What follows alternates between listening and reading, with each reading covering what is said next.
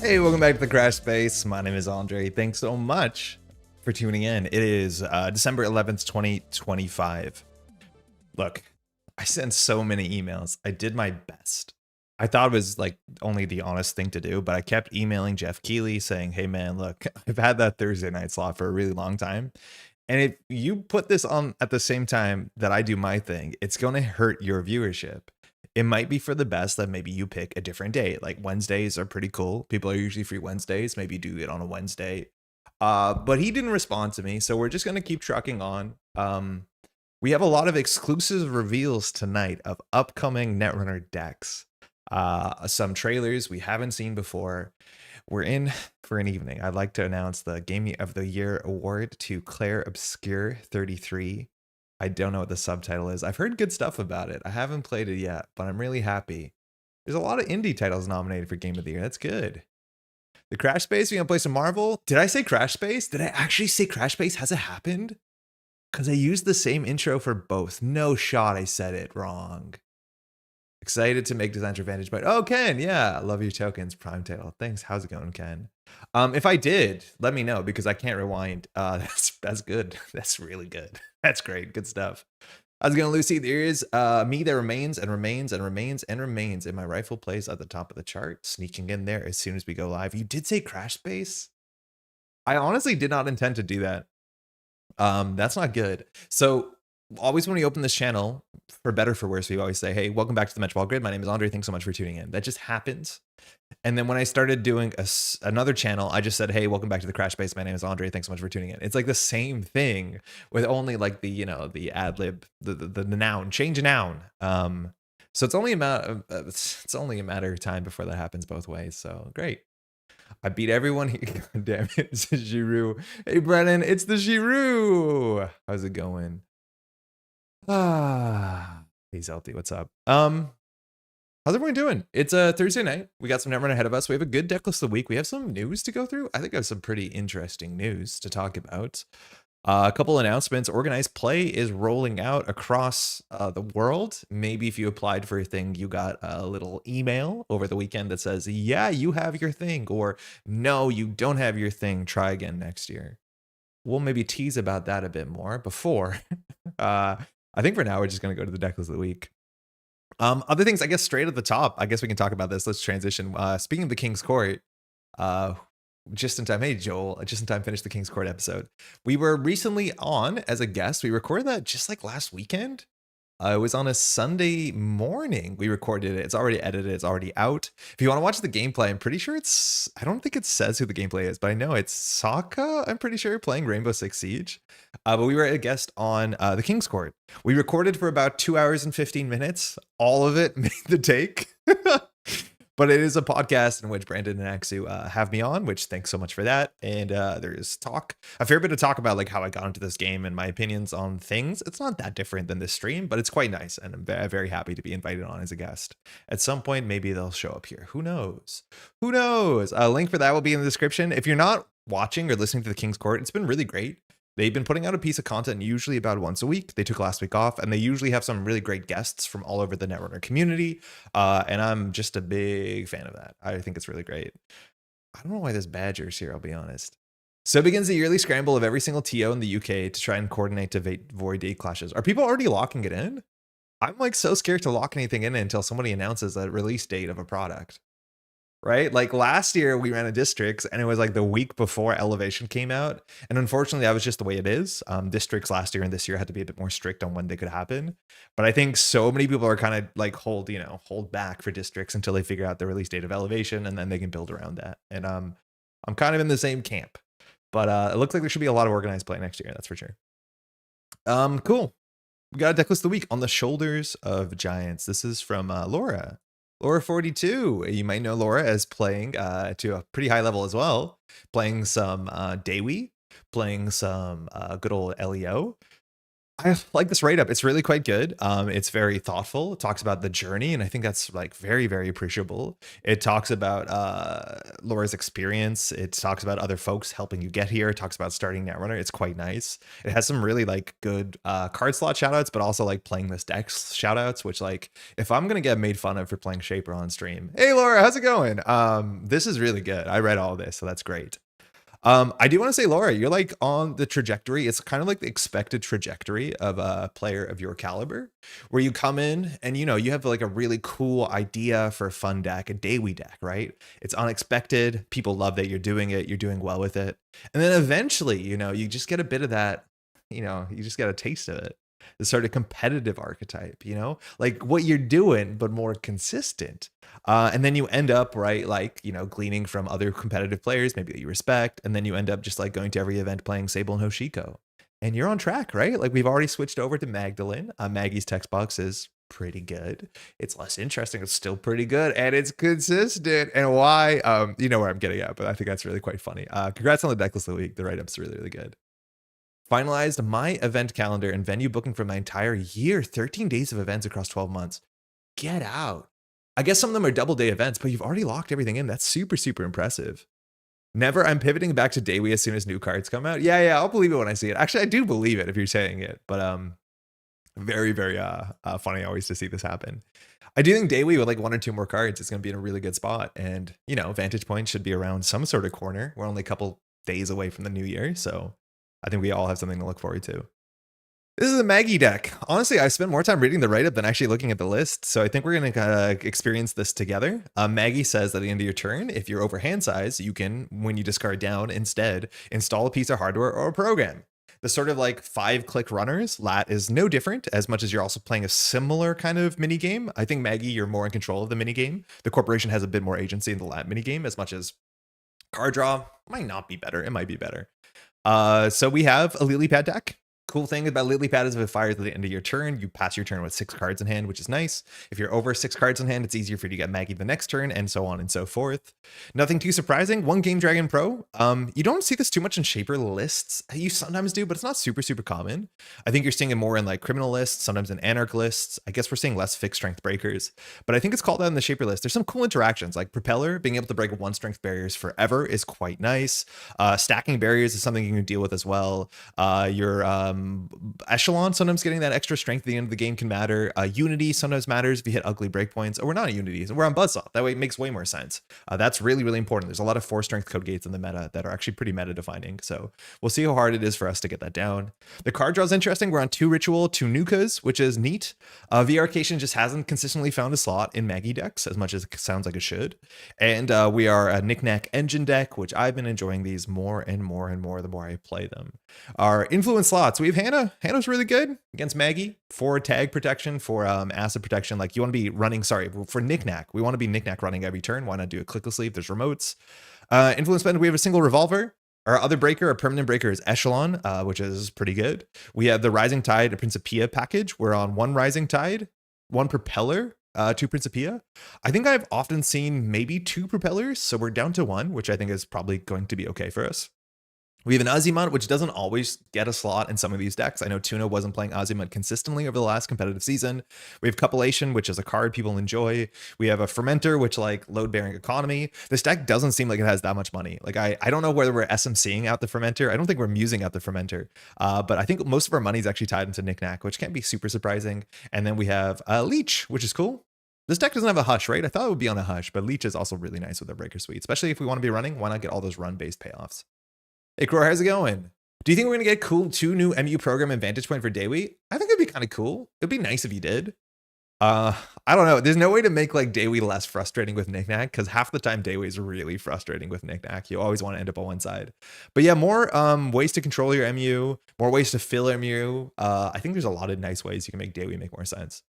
Pretty much have to lock down at least H1 by end of December, or there'll be no dates available for me. Oh, that's a good problem maybe to have. Let's give this a shot. I don't know what's going to be a bad matchup, a good matchup. I'm told to mulligan. I think that's one of the hardest things when I play the deck list of the week, is not knowing if my hand is good or not. I think I've gotten that feedback already, but I think we're going to try and hold for a lily pad or a Knickknack. That's our like best mulligan opening, says the deck list, which I appreciate it. So we're going to give it a shot. 46 cards. I don't know if we're going to mind that too much. And we'll pull it in. I haven't played Netrunner in a week, which is not too uncommon this time of year. It is a slower time of year. There is some off-meta months going on. I think it was Costume Party this weekend. I think Retrieval Run also fired this last weekend, but I haven't been able to keep up with it. If anybody played in any of those events and they have like interesting stories about how those off-meta tournaments went, I'm definitely down to hear. They're a bit harder to follow because the postings on like tournaments or on Always Be Running don't make sense, especially the ones where the IDs don't make sense. Hey, it's London. Poetry. Okay, cool. I think there's going to be some good poetry lists that were posted like just before Worlds that we missed the deck list of the week. I have no doubt poetry is a deck that a lot of people want to tinker with, but I'm not convinced it does anything. We'll find out together. So London's keeping. That's scary. Hey. Thanks, you too. So our hand has some card draw. It has a buzzsaw. We're assuming we're going to break scatter fields, which we break for 4 credits, which sucks. We're just going to hard mulligan for Hannah. That'd be nice. Azimat, kind of cool, but mostly I think we're mulliganing for Knickknack and our lily pad. Nice. We got something there. I think actually this is a pretty good start if we want to keep the board in check. The issue is we have no card draw, so it's going to be hard for us to do Maggie stuff, and I think we have to plan around Maggie. Perils of a cheap, decently sought after venue. What's your like go-to venue? Do you do the same venue for all like 13 days? So poetry says that when agenda is scored, they can look at the top 3 and install a card. It can be any card, right? No, non-agenda. And when agenda is stolen, also equally non-agenda. So it's to us. So we have no card draw. It's really easy for us to do Sure Gamble, Hannah, and we can just run something. That's really quite nice. The issue is like, I'm not going to muse for Azimut because it's a bit silly. That's like a lot of MU tied out to that, which we don't really want. On the table, what really matters, like if they score at an aggressive trend setting, I don't know if we can do about it. We in theory could face check into this.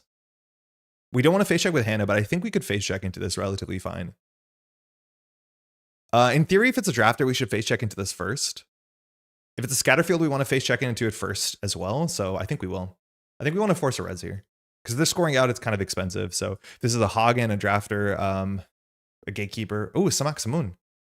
I'm happy with them paying all their money on this. This card shouldn't be that bad for us. We can just Hannah server 2. I like our hand. Now on 2 credits, I don't think we're super worried. Humanoid resources is the worst thing in their mode server. That's a wage workers. They haven't rezzed it yet. So we are paying fully out of pocket. This brings us down to 3 credits, so we can't Sure Gamble. If they ice it up, like if they humanoid and ice it up, then it's kind of bad, but I don't think we actually have to trash this here. I think I'm just going to draw up. Cool, that's cheaper. I click for the costume stream. Oh, it's cohort. Very interesting. And I saw an HB deck with Nebula as an ID. It looked very cursed. Oh, I didn't realize that you could leave faction. I thought you had to stay in faction. A local community center near me that charges 34 Canadian per hour for space for up to 50 people if you're a charity or community interest company. Oh, nice. So no fully op, no wage workers. We're down to 3 credits. The cohort has to go down or we have to check archives. On 3 credits, they can res anything here, but I don't think we care about most of the stuff. So I think we're just going to run server 3. We're going to do Sure Gamble, run server 3, and then see what happens. Whole idea for costume was leaving faction. Oh, I thought it was staying in faction, but just leaving identity. But I guess you're right. Yeah, because I remember like NBN decks playing Titan, which is very much leaving faction. We only have to check archives if we don't check both of these. If we check both of these, we don't have to deal with the cohort. They're deciding, so seeming like this is an affordable res. We also want to trash the ice stuff, so fully operational doesn't go off because London needs a refill. But 3 credits. Sometimes the early economy in these decks is pretty tight to the ground. Drafter, fine. Cool. This can't hurt us. So unknown card that was cohorted was returned. They can install a card. If it's a spin doctor, they can install on top of this thing. But now they have no money whatsoever. Maybe it's correct to take 3 damage and trash the cohort. I could see that being correct. This also could be like a measured response cheese deck, which is not going to get us for a while because of threat. You stay in faction and change ID. You've changed ID. You do that in standard. You're not wrong. It's a Nico. That can't be res, but we want to take it down. I think here we want to Hannah server 4. And then we can coupulation the wage workers. And eventually they'll flood up. The cohort's actually really, really important for us. Yeah, you're totally right. I didn't even think that through. Yeah, it's a spin doctor. Okay. They might let us trash it. I don't think we will. In theory, they could ice this up. If we're going to put down a cupulation, this gives them a bit more control. I don't think we are. So we can draw once here, and then we can just run down the wage workers, which actually doesn't matter. It only turns off fully operational, which they could do install credit fully op for big money. So maybe the wage workers goes down for just that reason. I want to get Azimuth on the table for this matchup. Yeah, me too, but I don't think we can afford to Muse for Azimuth. That seems like way too expensive, as much as we only have one SMC. But Muse to Azimuth, like maybe we're going to be okay on one break for a long time, and then finally will KK fix it. A KK here would have been really, really good. But I think we just run down server 2 so they have a less good fully operational. Oh, they'll cohort. So yeah, I think we do have to take it down. I think we're okay going down to 5.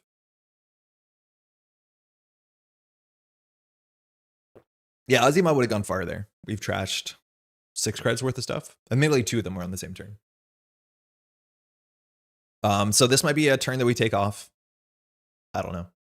Would cup make sense? It kind of does, but it also kind of doesn't. Like we install cup, it's a click, then we steal the thing. So instead of paying 4, we pay 2. I mean, it's a bit better, but we spend a click on it. And I think we need to spend our clicks on drawing more than anything else. So no fully up here. So if we check cohort, all that London can do is kind of score out. So I think we can get away with that. So I think we're just going to try and Maggie and play a bit control here. They probably have agendas in hand. Okay, so we can install that. So we can draw once more. Okay. So we can fun run the spin doctor to see what happens. We can fun run server 2. Could be rezzed. Doesn't necessarily end the run, but could be rezzed. But I think we can just run archives and then just click for credit, install a DZ. I don't know. The cohort flip is like maybe something. London's money is all attached to this cohort. And if anything, actually, we should trash the cohort and just take 3 damage. Okay, we're forcing a spin. That's good. Draw DZ and Maggie Cole. If we draw on DZ, we won't, unless we run archives, which I think we need to. If we can't do that, yeah, we don't have enough. Like, we have to click for credit. Otherwise, we won't be over hand size. It'd be really nice to do DZ into Cole. I wonder if it's better just to do the Cole so we're plus credits here instead of just doing the DZ, which puts us down credits. I could see that being a thing. We shuffled Wage Workers and Unseen card. I'm just going to go for the DZ because I believe in the system. Yeah, I think the archives run is actually really important with a cohort. Oh, double cohort, so no, you can do whatever you want. We just need to draw a pinhole to destroy these, and then London's deck's economy probably collapses inwards. But yeah, I respect the cohort, because with a cohort, you can score at a 3-1 relatively cheaply. Please install DZ. I really didn't want to that turn. Yeah, this is why we had to run archives, so that's a bummer. And then Poetry Fires, so it's a bit of a snowball. I think we should have tanked the Semaximun. With this hand, we can afford to tank the Semaximun. The problem is, like, Maggie's tech doesn't matter. Maggie has gained us 1 credit, 1 ID, 1 click, yeah. I think Lat would have been hard in this matchup too, but Lat actually would have encouraged us to tank the Semac. But like, I think Davies actually would be really good against this. So we know this is not an agenda, so that helps. So we need to tank the Semac. Now on 8 credits, this ice can be rezzed. If it's a drafter, it's annoying. We see a Hagen. I don't like how this is going. Specifically 1 credit because you click for the credit to get the install. I mean, yeah, but we could have done anything. It actually might have been better to draw instead of the credit because we need to see deeper in our deck. I think it was better to draw. I don't think there's anything we can do. Yeah, I don't like this at all. I really don't. Okay, that's something. If we pinhole this one, it's 3 credits. That's not great. So we can install Simulchip. Run HQ? If that's the case, we should run HQ first. Simulchip's not actually doing that much for us. I don't know what we're meant to do here. In terms of our breakers, like Muse for Revolver is a possibility. It's a bit expensive. Simulchip's actually good because it means we can get 4 credits next turn. Yeah, I'll just run HQ and install the Simulchip. They know the order in the top of their deck too. It's another good reason to challenge Spin Doctors. Ingaton, okay. So here, now they can install a card. We want to make sure we're not doing that last click so they can't just install like a Wage Workers, and we always here can we can challenge with Hannah anything they put on the table like this. So we can Hannah this now for information. We only need 1 credit for the Coalescence. So that's why we didn't install the Simulchip first. Spin, okay. This means they don't know anything about the top of R&D because they drew the card, so we'll just leave that. They'll put the spin in the bin, which actually with the cohort kind of challenges them. This is the second spin. I think we do actually trash the spin here.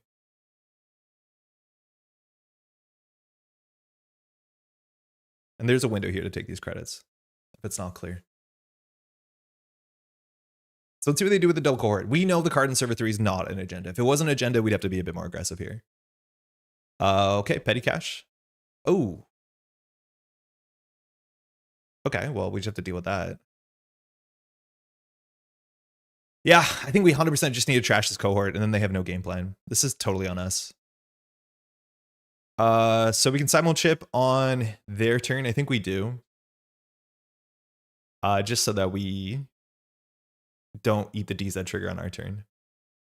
Because I think we're just going to trash the Holloman, tank the cohort.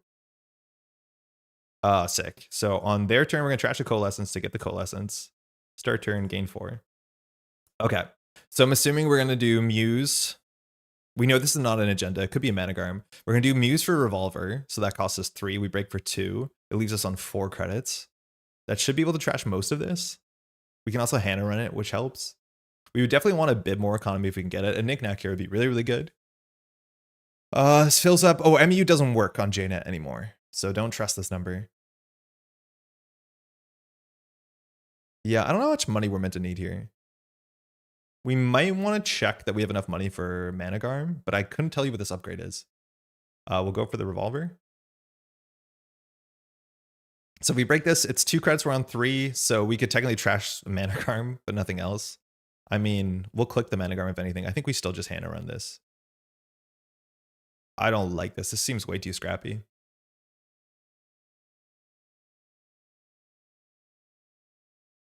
We'll break. We'll draft her for 2 and 2 bullets. See if anything gets rezzed. Might just be a virus. Managarm is the most likely. Spin Doctor. Okay, that's the last one. That kind of makes sense. They're incentivized to pop it to bring the Spin Doctor back, which is cool. Specifically 1 because you click the cred. Oh, excuse me. I read that. Up to you. All right, so they're not going to use the Spin Doctor. So we're going to trash the Holloman. This puts us on 1 credit, which is like not a great spot to be in. The cohorts need to go down. They might be on 2 1s. The coupulations may be something here. We've installed something. Our money is just floundering. This deck has to have creative commission, right? Yeah, it does. That'd be a good draw here. Okay. Okay. We can Maggie, so this is actually okay. We have 1 MU. Okay, a Knickknack top deck, please. We're on 3 of them. It's gonna get scrappy here. Like, heaven forbid we have to break a Ha again.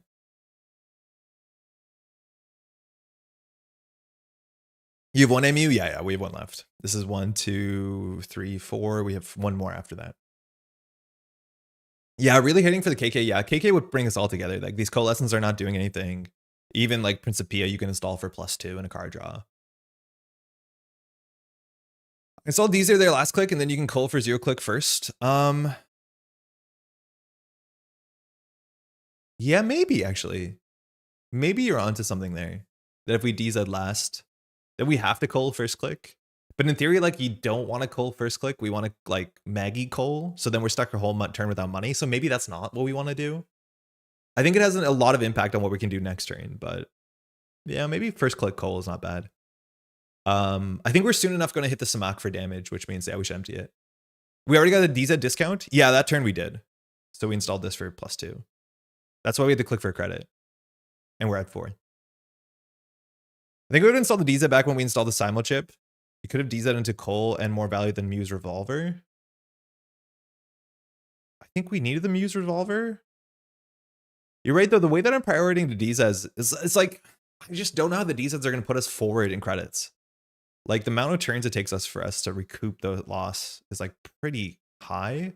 So now we have to run the cohort. We have to run archives. We have to run the drafter. We have a lot of running to do. Yeah, I think the DZs should have been prioritized. I put both these DZs on the table 100 years ago, but Andre hates DZ and cannot see them. No, I can see them. It's just like whenever I'm in this exact board state, I'm in panic mode where I'm trying to do my best to keep my head over water. And a lot of the times the play is actually like install the DZ and go down here for a bit. And then eventually like you come out even bigger.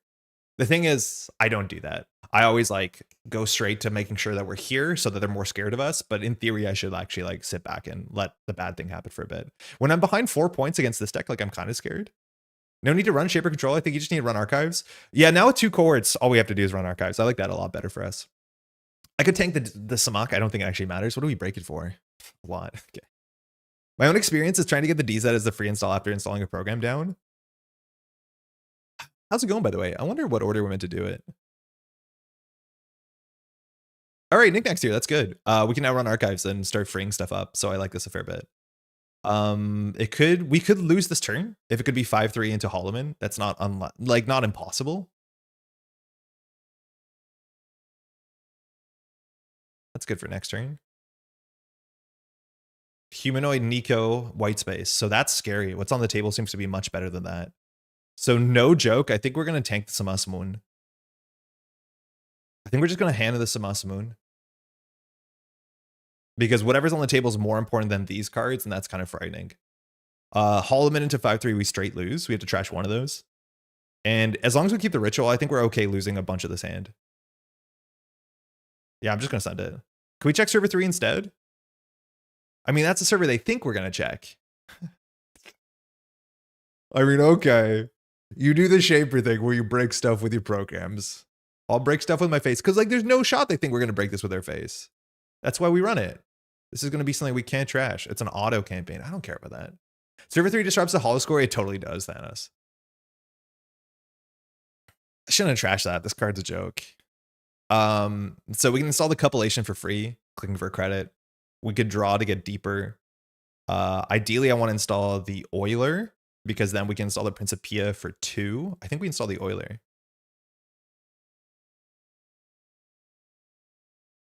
It's bad the turn do we install it. We knew they threw out a white space.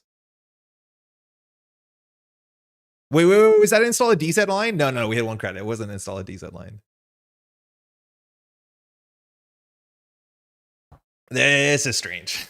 I admit this is kind of strange. We know they're on white spaces though, so just having the Oilers worth something. As much as you break white space for 2 credits. Not my favorite.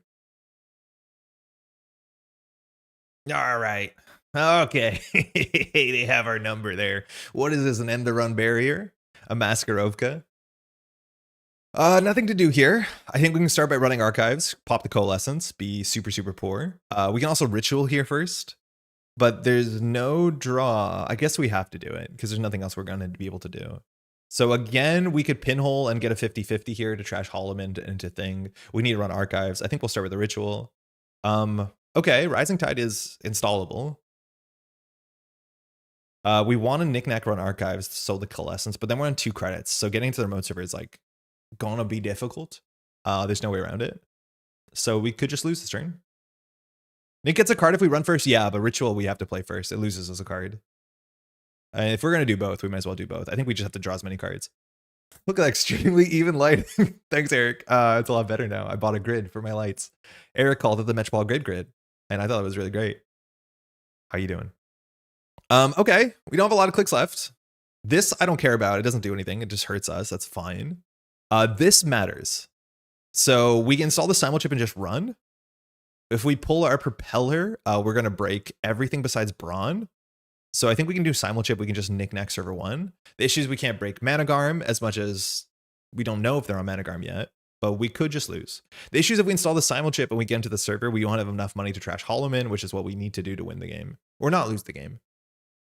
We're not actually playing GameNet tonight. Just you wait for the award winner later today for best deck of meta. GameNet. We might actually. I think we will. Okay, how do we do this? Install Simulchip, run this. We're down to 1 credit, so we can't even trash Holloman unless we grab like Azimut, which we could Panic Muse. Oh, we already trashed a program, so we can't really do that. We could just hope this isn't the game, which would be Holloman 5-3. They're probably on 5-3s if they're on Holloman. But there's no way that we can deal with this unless this is exactly like a 2 credit code gate or another Sama. You can call for creds if you need to. Yeah, but I'm assuming this is an end the run. That's the issue.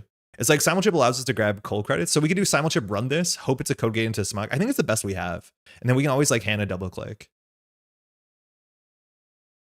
Like best case is 2 Smucks, I guess, or Smuck white space, which gives us just enough credits.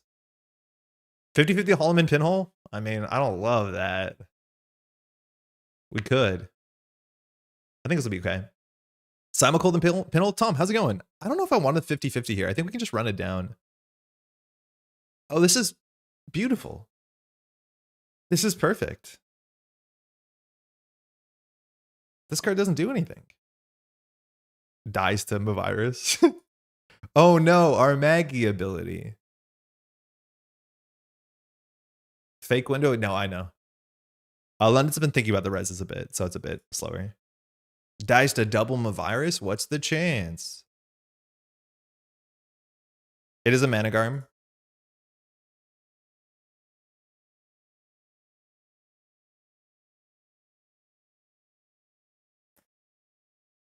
Measured incoming? You're probably correct, actually. I think we will just die to cheese measured. Bet it's not Holloman, huh? Holloman's in server 3, suckers! Enjoy your free ice! Oh, we're winning. So this is a new card? Did you install nothing?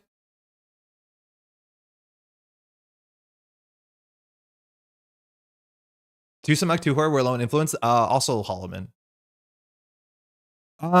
So we die to measure no matter what. So I think all we do is run R&D for single and win. We could draw, but like this is so much cooler.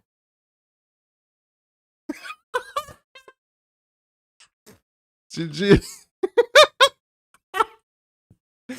I mean, sometimes we're just that good. Double Samak, don't force my hand. I'll do it. You know I'll do it. Okay, that's good to know.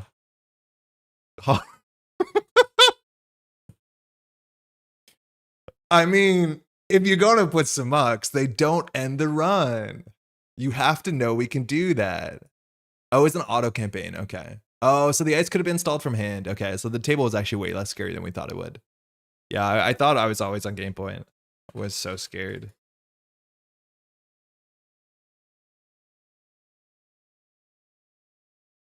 Oh man, sometimes we're just that good. That was sick. Just that easy, Mac. How's it going? Yeah, I think any ice is a nightmare for me. Yeah, we didn't start our engine that well, but we touched points. The Managarm res, like if it's I don't know, you probably would put your Holloman on top of the Managarm. Like where else would you put it? But if that's res, I'm assuming we have to check what that card is. Send a message is sick, and then we'll just send it R&D. It was a white space. Okay, so if we hit that, at least it does nothing. Deleting everything I started typing about overextending too early? No, but for real, I definitely am overextending. Like I need to be able to play when the cards hit the table. I'm so scared. And most of that is I don't know what poetry is capable of. Once they start like never advancing with cohort, I think we're in a bad spot. Never advancing off-world offices. But if I slowed down and played the tempo engine, let's do that on the next game. Thanks for the game. Results-oriented gaming. If it worked. Sick. Cool. Yeah, I don't know. Poetry, like this is the thing. We don't see a lot of poetry. I don't know what it does. Like I still don't understand what it's trying to promise you. Because you don't actually see it there. Like I think if our opponent played PD, they'd be in a better spot. And I want to say that I'm not shaming about like trying new IDs. You definitely should. But yeah, it's like poetry it's a thing. Does anyone want to see the grid? I don't know if it actually matters. I messed a bit with the color of the lighting. I think it's a bit nicer, but I got a grid for the light. So now the light comes off. Oh, you can barely see it. The light comes, oh, there you can super see it. It comes off more evenly and it spreads around the room less. Because I think that was the issue I was having, is that this light was lighting all the walls and my skin color, unfortunately, is the same color as the wall behind us. And so things were getting kind of flat. So hopefully this helps. I think it looks a lot better. Ayuko, okay, don't worry, I'll sit back and do nothing. Oh, I'm kidding. I send it to Ayuko all the time. There's all the Sumexmans. Hey, best of luck, have fun. All right, we have a Revolver, which is okay. We have a Ritual, which is okay. We have a DZ, which is okay, but we don't have a Knickknack and we don't have a Lily Pad. Yeah, it's the literal Metropole Grid. I think the fact that you haven't seen any poetry, you can infer what it does not very much. Yeah, yeah. Hypnotic kept. We're gonna mulligan. This is not bad. Like, Ritual, DZ, Revolver is actually probably pretty good. Laura, what do you think? Back scary bad matchup? It's actually that bad? Oh, I guess we never have full hand size. We don't do Maggie stuff. Like, the numbers over the last year were like Maggie kind of crushes, Daily kind of crushes Ayuko. I think we have the tools for it. Like, Knickknack, very good into this. Lilypad's very good into this. I'd be tempted to keep Revolver early's a lot. Yeah, I kind of want to keep just because we have Revolver, Ritual, DZ. That seems good enough to me. I'll try it.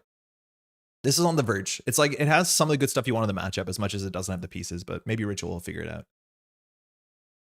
Fingers crossed for blasting through some muck into a bite. I think people are still on 2 bites, right? Yeah, Ritual DZ's really, really good. Hopefully they don't do anything. Without stings, like, I don't know, without false leads more accurately, we don't really have to run on turn 1. The worst thing they can do is fire a cohort once. If they Hansei, it's a bit different because then the cohort gives them Ayuko and you kind of want to challenge that, but usually the ice makes that a problem for you anyways. So hopefully they have a slow start so we can just do Shaper stuff.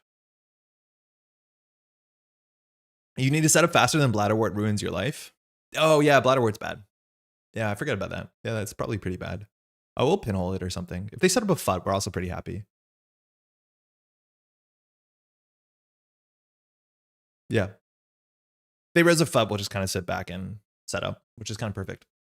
Until they make a play next turn that we lose to. But they're really thinking about it. Echelon's unfortunate in the same hand as Revolver. It's not a problem at all. It's like, we'll play the Revolver, and then maybe in the late game, we'll simul-chip the Echelon back. Just because all you need to break is like 2 strength anemones. You don't actually see that much else. Okay. Double ice, we're fine with this. No res, cool. So we'll just blast through this. Okay, so now we have to think. I have to think of the ordering.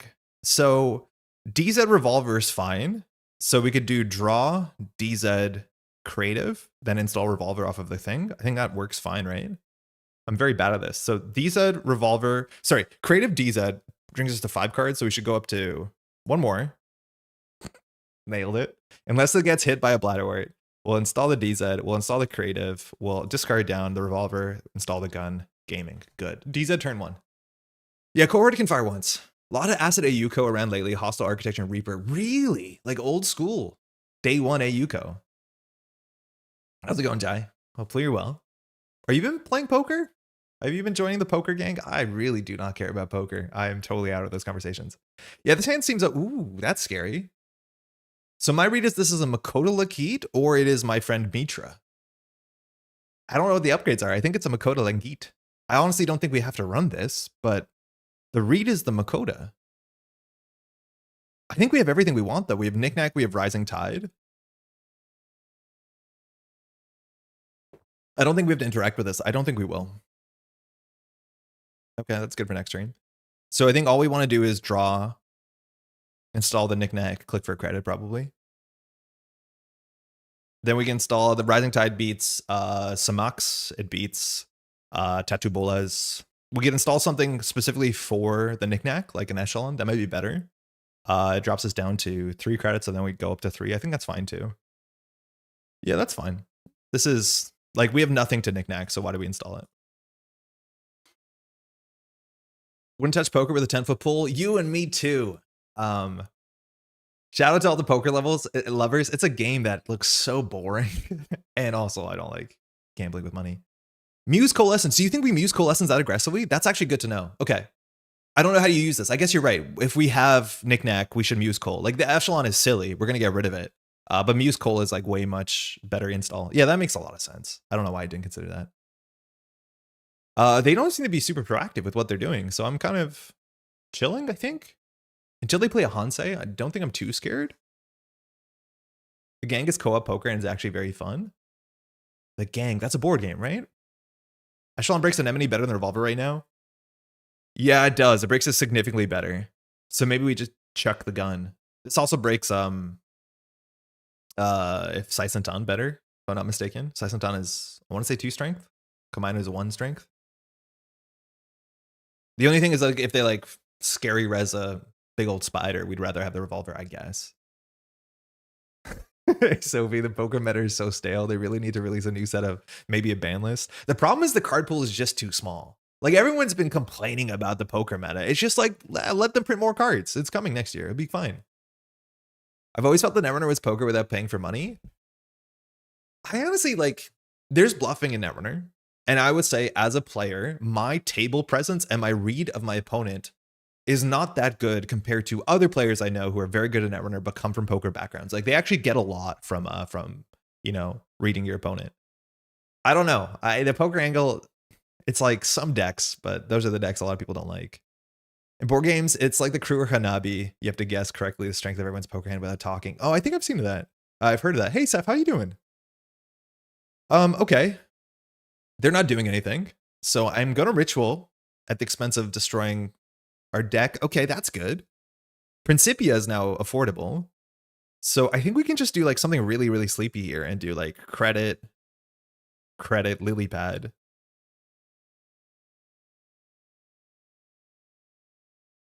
Because this Principia now is installed for 1 credit.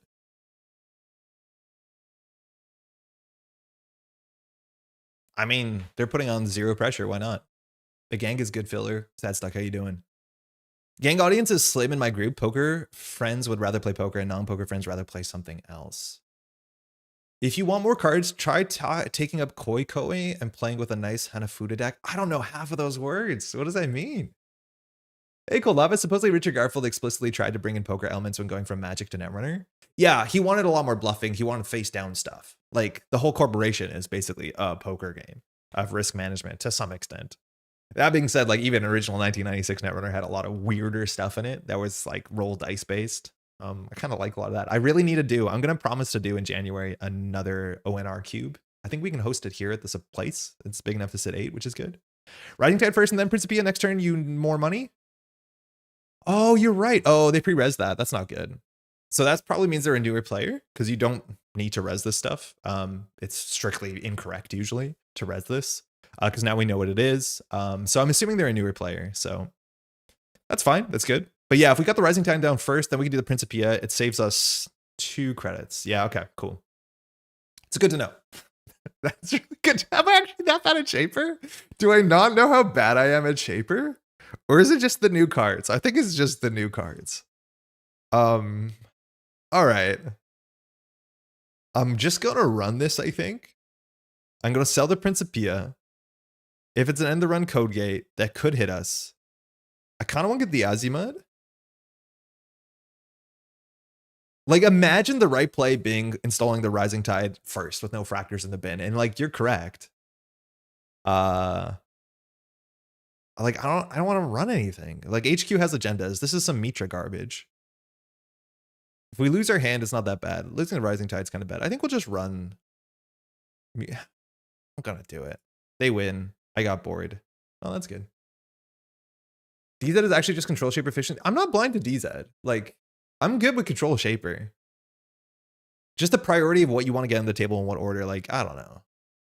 Do you mention they don't have to, or they don't say anything in case they would offend? Oh, that's big. That's good. They don't have the money anymore, but that's big. So we can't break that easily. Yo, D, haven't been able to catch a stream for a semester because of class. Hope the channel's doing well. New setup. Yeah, kind of. Yeah, new setup, let's say. How you doing? Hopefully class has been okay. We're just going to tank this. Install RT because the Principia is getting into the bin. Yeah, for sure. We lost Nuka and Muse. They get 1 counter. We could challenge server 1. We don't really have a reason to. Oh, no, in theory we could. No, we don't. Let's see if they discard a card. They do. So now we gave them all the Ayuko counters. I'm pretty sure server 1 is a Mitra, which if that gets res, we're kind of upset. They're on 2 credits. Mitra puts them on 5. So the scariest thing they can res is not that scary. I think we do want to run server 1 and then we can just flush HQ a bit. I'm okay with it. Server 1's table bite. I mean, it could be. They can't really afford it. Mitra's the only thing that gets us here. If they res, in theory, Lakota, they might have issues with something else, but it's going to be hard to read their board state. Classes are well, but 90% of that's on the students. Oh, yeah, I guess. You were proctoring a thing today, right? Hopefully that went well. I like that verb a lot.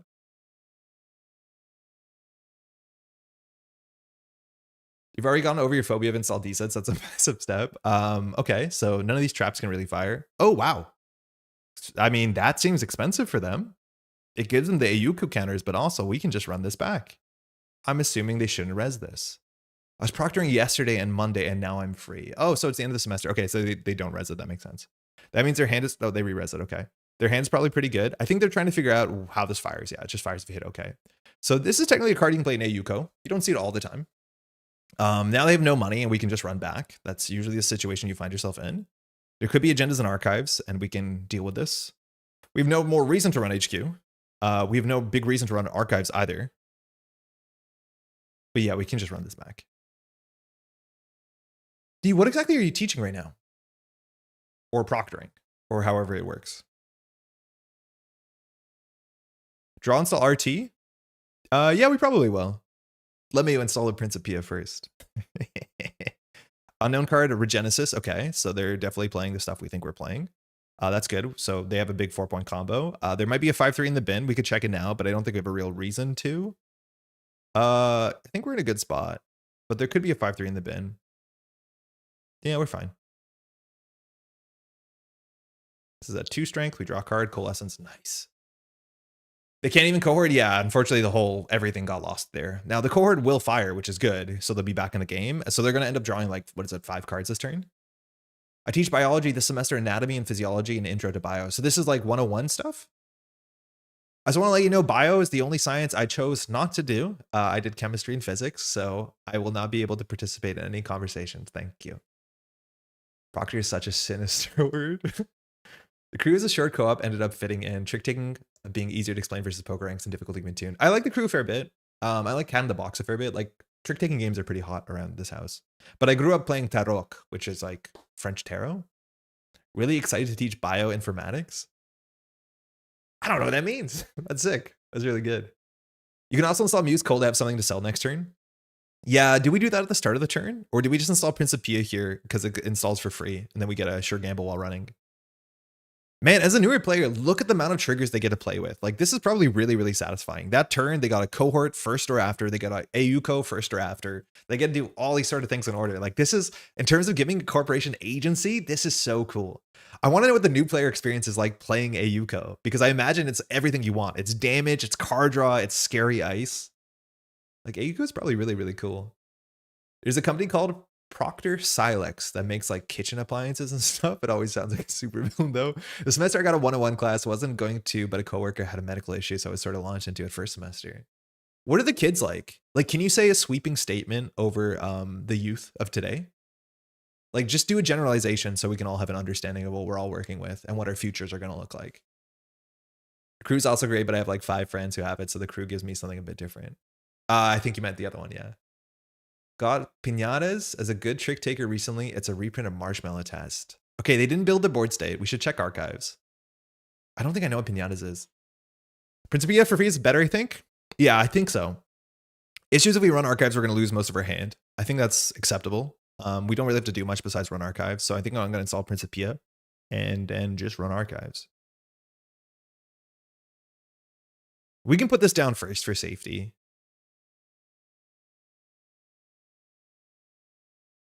Like, this is a very high value card. Our Breaker Suite's sick. We're going to take damage here.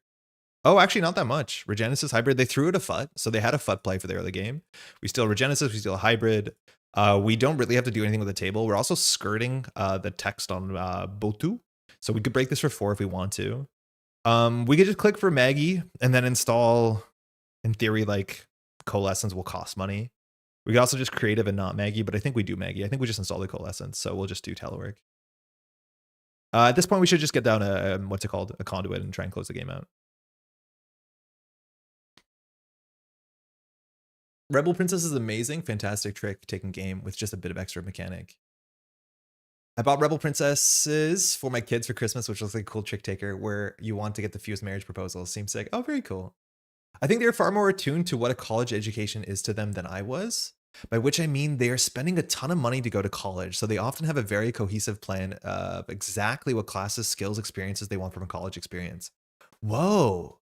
Outside of like academic, how much of that is like a really structured expectation of what social should be? That's neat. I'm imagining it's absurdly expensive. Kill the cohort, you have a good enough tide to do it. I don't think we need to. Like, I think they can play with this and it'll just draw them more cards, which the money is more important than the card draw at this point. If it was going to fire Ayuko, I think we would have gone for it, but I think we'll go for it this turn. I think trashing it is like a bit cruel. I don't think we need to. The greedy thing is install SMC, and since you already got the discount, then SMC on Corpse turn. Yeah, that is the greedy thing. You're right. That's kind of cool too. Yeah, I kind of like that a fair bit better. Yeah, I actually like that a lot. I think it's better to mag down SMC so you can crack it. Okay, hold on. I need a... The third game will really nail it. I'm like, this bad in Shaper. Like, I didn't believe it. I don't think I am. You gotta be cruel to Ayuko? I mean, they seem like a newer player. I don't know. They probably have agendas in hand. We just need to make sure we're not losing to Regenesis. With only one more in the game, it shouldn't be that hard to do it. I guess if we're going to check this, we should check this first before we get it to threat 4. This server can and max do, I think, 7 damage in theory if it's like bite into anemone, but actually they can't. No, they can afford to res all that. I think it might be pressure from families, etc., but I think a lot of the pressure is self-driven. Students are so incredibly aware of their financials. Yeah, I think that's a modern sentiment regardless, let alone it's almost impossible not to have that bearing down on you at all times. Nothing to do on their turn. Okay, so another fractor in the bin. We could go get a propeller. I don't think we want to do that. Cohort matters, archives matters. They have 10 credits. We could start with the cohort. Again, this is going to cost us... We can let them discard the card from the hand. Technically, that saves us no money because we break this for 2, let them discard a card, then we come back and break for 2, so it actually costs us money. So I think we can start by just running this. After whatever happens here, we can run archives, then we can run server 1. I think that's probably fine. Nice. I had one student who was describing dealing with chronic fatigue because their landlord won't clean up black mold, and I just wanted to cry a little. Let's give them info on forming a renters union. And then give them info on forming a renters unit. Yeah, shit. Where is this? This is Jersey? Mold's like really bad for you. I don't think you need to hear that from me. I think that's interesting in the UK where university costs a ton, but it's basically just an extremely poor design regressive graduate tax. My students were always very lax. Oh, okay. They're resing a spin here. They have no reason to do it right now. In theory, if anything, they want to do it after we trash the cohort. So I'm assuming they are new to the game. So it's probably good to talk in chat to be like, you don't have to do that. Oh, they de-resed it. That's a hard fix. Oh, that's a harder fix. Oh, just be careful.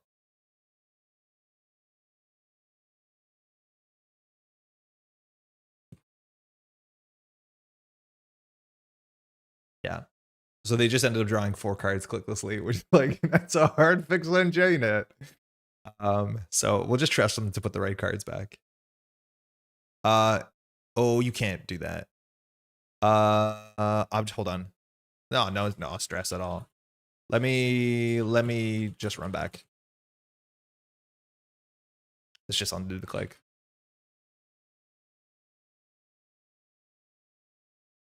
Yeah, you can't just unclick it because de-resing it doesn't undo the thing. Yeah, of course. Season now you have undo paid ability. I don't think that's real, and I think that's such a dangerous thing. I don't know why they're popping it now. I don't know why they would pop it now. The DG undo paid. I've been told it's real. I haven't had the courage to test it. So I don't know what that's about. Yeah, yes, sir. I'm doing well, but of course, yeah, no stress. Undo paid ability now. Is that what broke the memory? That's all good. Oh, it happens all the time. Ain't no stress at all. All right, cohort goes down. We should probably just try and close the game. Maybe they need to pop in case you spend less on Botu. They had 1 card in hand. Like, no matter what, I think you still pop it. Maybe, like, at minimum, you could res the Spin Doctor and not pop it. If we pay 1 less, now you have a card to choose from, right? Like, there's no reason to pop it. There's arguably some reason to res it, but there's no reason to pop it. It's implemented for judge use because it broke. Then it broke containment. Wait, what? Wait, for real? That's sick. I don't like your hand that much. We'll run archives. The compilation probably is worth something because we can just sweep HQ. Just make sure we don't die to bites. You best not be playing GameNET in here. I mean, we have 1 day of the year, Geoff. Oh, get out. Oh, for sure. Oh, get out. Okay, very cool. Welcome to the game. Welcome to the game. If you want to talk real quick about paidability window stuff, hold on. If you want to jump into the stream or catch the VOD, I'm talking through some of the stuff some stuff you might want to glean as a new player. All right, it's another Botu that's really expensive. I guess we're gonna break it. Our money doesn't really do much. Slash Peak implemented for playtests and snuck its way into prod. What does Peak look at the top of your deck? Oh, get out? So like leave? I never grogged it like that. Oh, Measured's in this deck. Hold on. We could lose the game out of nowhere. I mean, that's a nice little piece of information. Okay, I'm going to play a bit conservatively now. Do we create a commission here? Or do we install a little cup? I mean, Magic finding that in the bin. Get out, enter his response to playing for the 1 day is certainly a choice. But no, that's nice. I mean, it's like, oh, get out. That's sick. Okay, whatever. No, you're right, though. Get the F room. I think we just creative here for safety. Like, I don't think we have to grind value anymore. We just don't want to die to like double measured. Hey, Valia, how's it going? I wish there was a button for undo click because when I type /undo now, the first option is undo paidability and it trips me up every time. I think it's dangerous if they give us a button, right? Like, I'll be the first to say it's good that I have to work a bit to do that. If it was a button, it would be like really bad, but I hear you. Try to gatekeep Netrunner. I really hope they don't realize, they don't think that. That's really bad. Yeah, the player picked a good idea. I'm assuming they net decked a good deck here. I know there's a couple players at Worlds playing measured response. First King Court, now this. Whatever. Every time a Maggie installs pass, Laura loses her wings. Laura, come on. I don't want to die to measure. Just let me do like the minimal amount of value I need to do. Okay? Because I'm gonna hit a Fuji and then die. I don't want that to happen. I set up macros for undo click and undo turn. They are great. I think I recommended that to you, Eric, and it's because I needed someone to test it for me and then see like kind of as a person how they change. And then based off of that, I'll be able to decide whether it makes sense for my lifestyle. What if I was behind two buttons, one to bring up the undo button and then one to confirm the undo? That's good enough. We just have to abstract it that much that we know like, okay, we're like trying to get into the code and manipulating it. It's a good King Sword episode. Glad you liked it. It was your suggestion. I know. I'm like, I can't do that. Eddie Cash, clicking for credit. I don't think we're dead. Okay, server. It's threat 3, Maggie Muse Cole.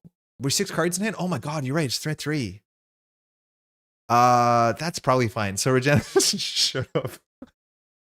Sure, cyber feeder exists. We can code our own undo click button. Every turn you miss D's that trigger $1,000. It takes off a Laura's bank account. Okay, hold on. We're gonna play perfectly now. So we've seen 2 Botus, so like how expensive could this possibly be? We don't have anything we need to do here. We probably do the Muse for Coalescence, which like, yeah, I do wish we Maggied last turn. A lot. Like a lot. 1, 2, 3, 4, we're fine. We'll go, we should do Muse first, I guess. Stack, heap, stack, heap. We'll do heap. We'll keep cards in our stack. We'll go get, Principia is never better, right?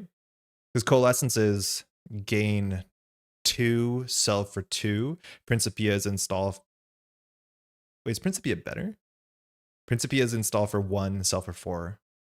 It's never better, right? Why is this not intuitive? If we grab the Coalescence, we install it for 2, and then we sell it for 4. Principia, we install for 1, we sell it for 4. Oh, but Coalescence also gives you more credits. You install for 2, sell for 2, gain 4. Yeah, Coalescence is always better. Principia is never better. I'm glad you're yelling that because it should be that obvious. Propeller is also kind of sick. Okay, I'm just gonna check server 1 and chill. Then we could consider checking archives. The Botus are actually really well placed. Principia pumps Rising Tide? No, but it's the one from our heap. So, oh, it could have been from our stack, but no, both our Principias are out, I think. Yeah, so we can never make the Rising Tide better until we throw out this Propeller. Throwing out the Propeller is actually like kind of good. I'm just gonna run server 1. I don't care.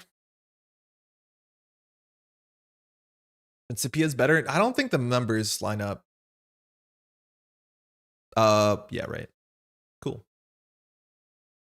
Never better, sometimes better. We're here. Print is better if you have another print in hand to put down. Yeah, that's true. Or like you're juicing an echelon or unity or something.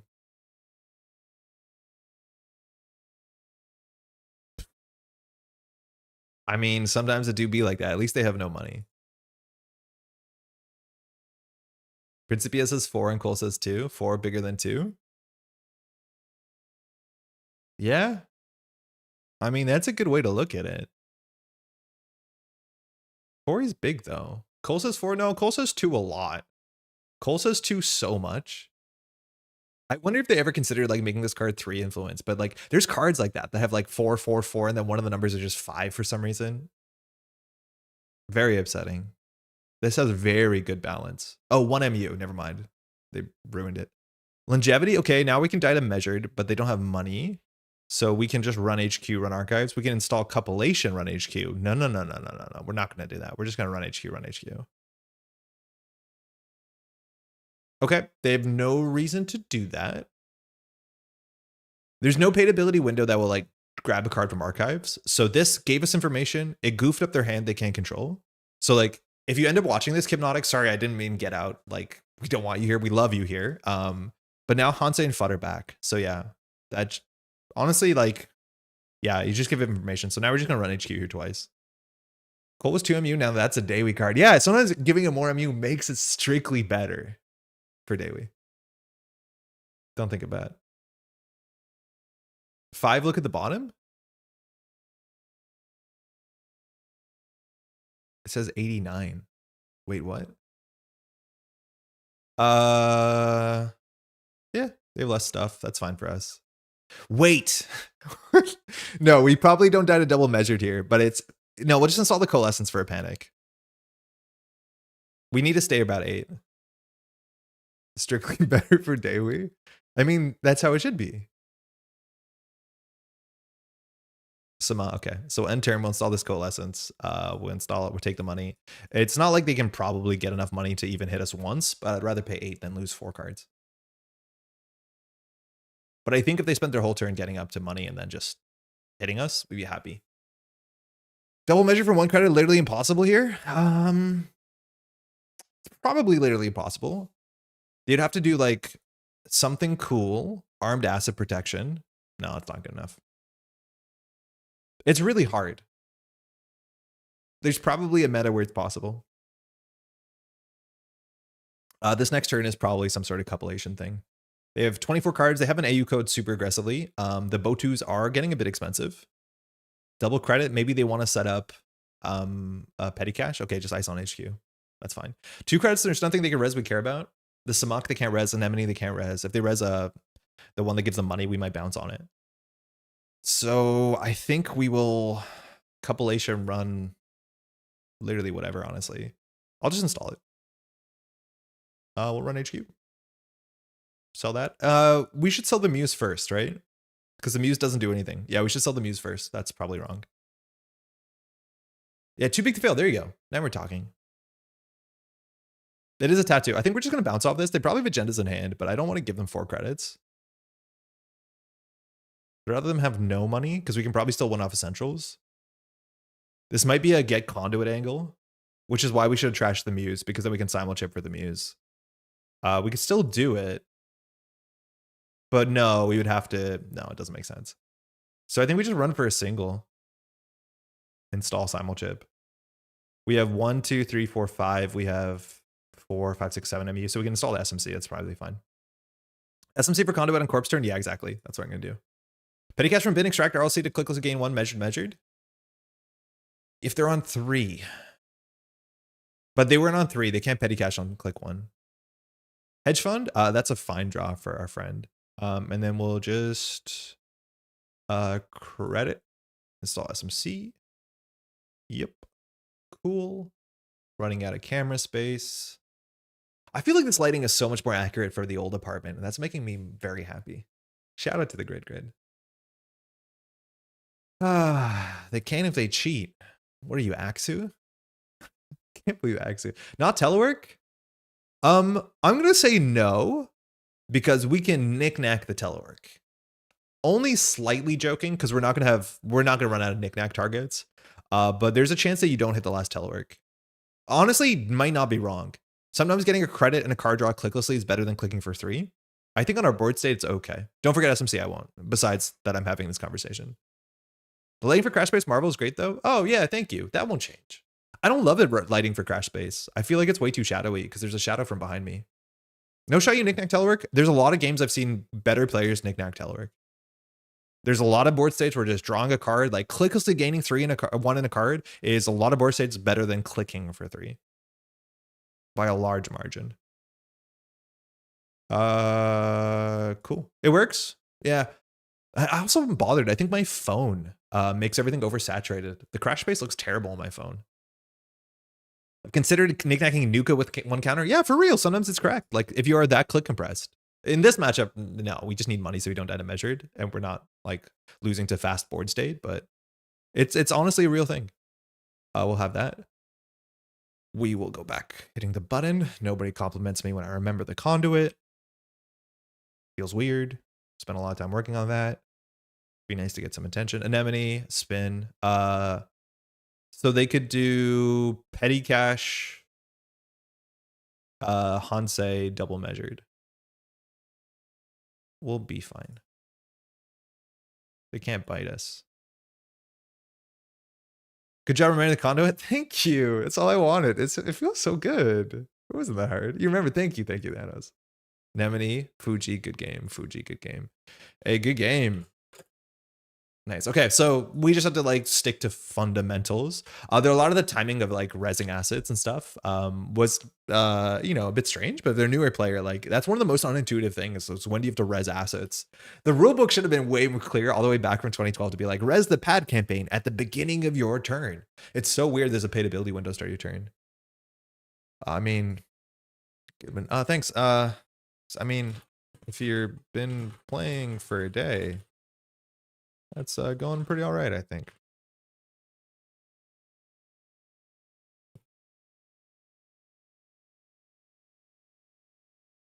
Don't beat yourself up. Yeah. Ayuko, they like really have to build some sort of trap, or they have to like set up the like, you know, the Fujinta thing. I swear ice never works. Oh, it's working. It's working. You shouldn't look at ice as a way to keep the runner out. It's more about their threat management and costing them cards, credits, resources in general. Yeah, a lot of people early look at the game and think like the ice is going to be res and then they'll never be able to break it and then I can score whatever behind it. It is unfortunately just like not the game though. I'm not even saying unfortunately, very fortunately, that's not how the game works. This Botu can run it forever. This cost us a lot. I learned to have Andre's typing speed. Elsar, how's it going? I on a good day, I think I do 150. That's a good day, I think. I just find it difficult to score the agendas in general. Yeah, for sure. It'll come in time.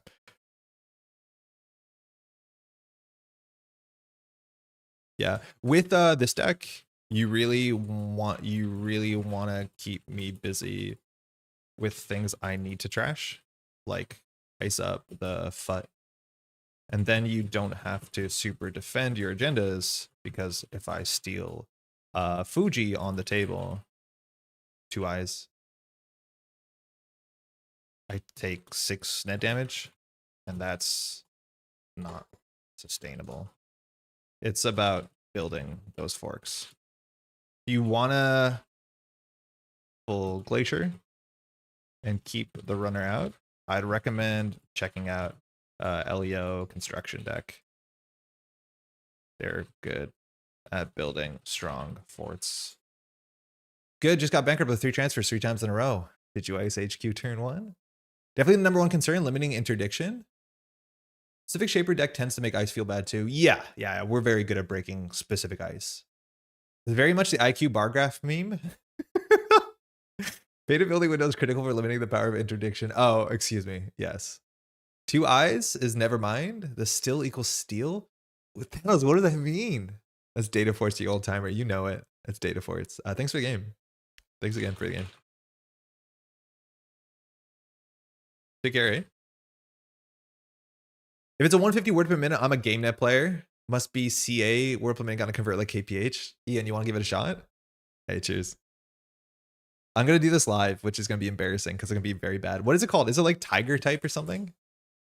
What's the typing speed test type? Doing this live is gonna be so embarrassing. Monkey type, not tiger type. I'm like 76. Old man. Okay, hold on. We ready? Okay, I'm gonna just give this a restart. My hand messed up. I hard thumb longed. Give me one more shot.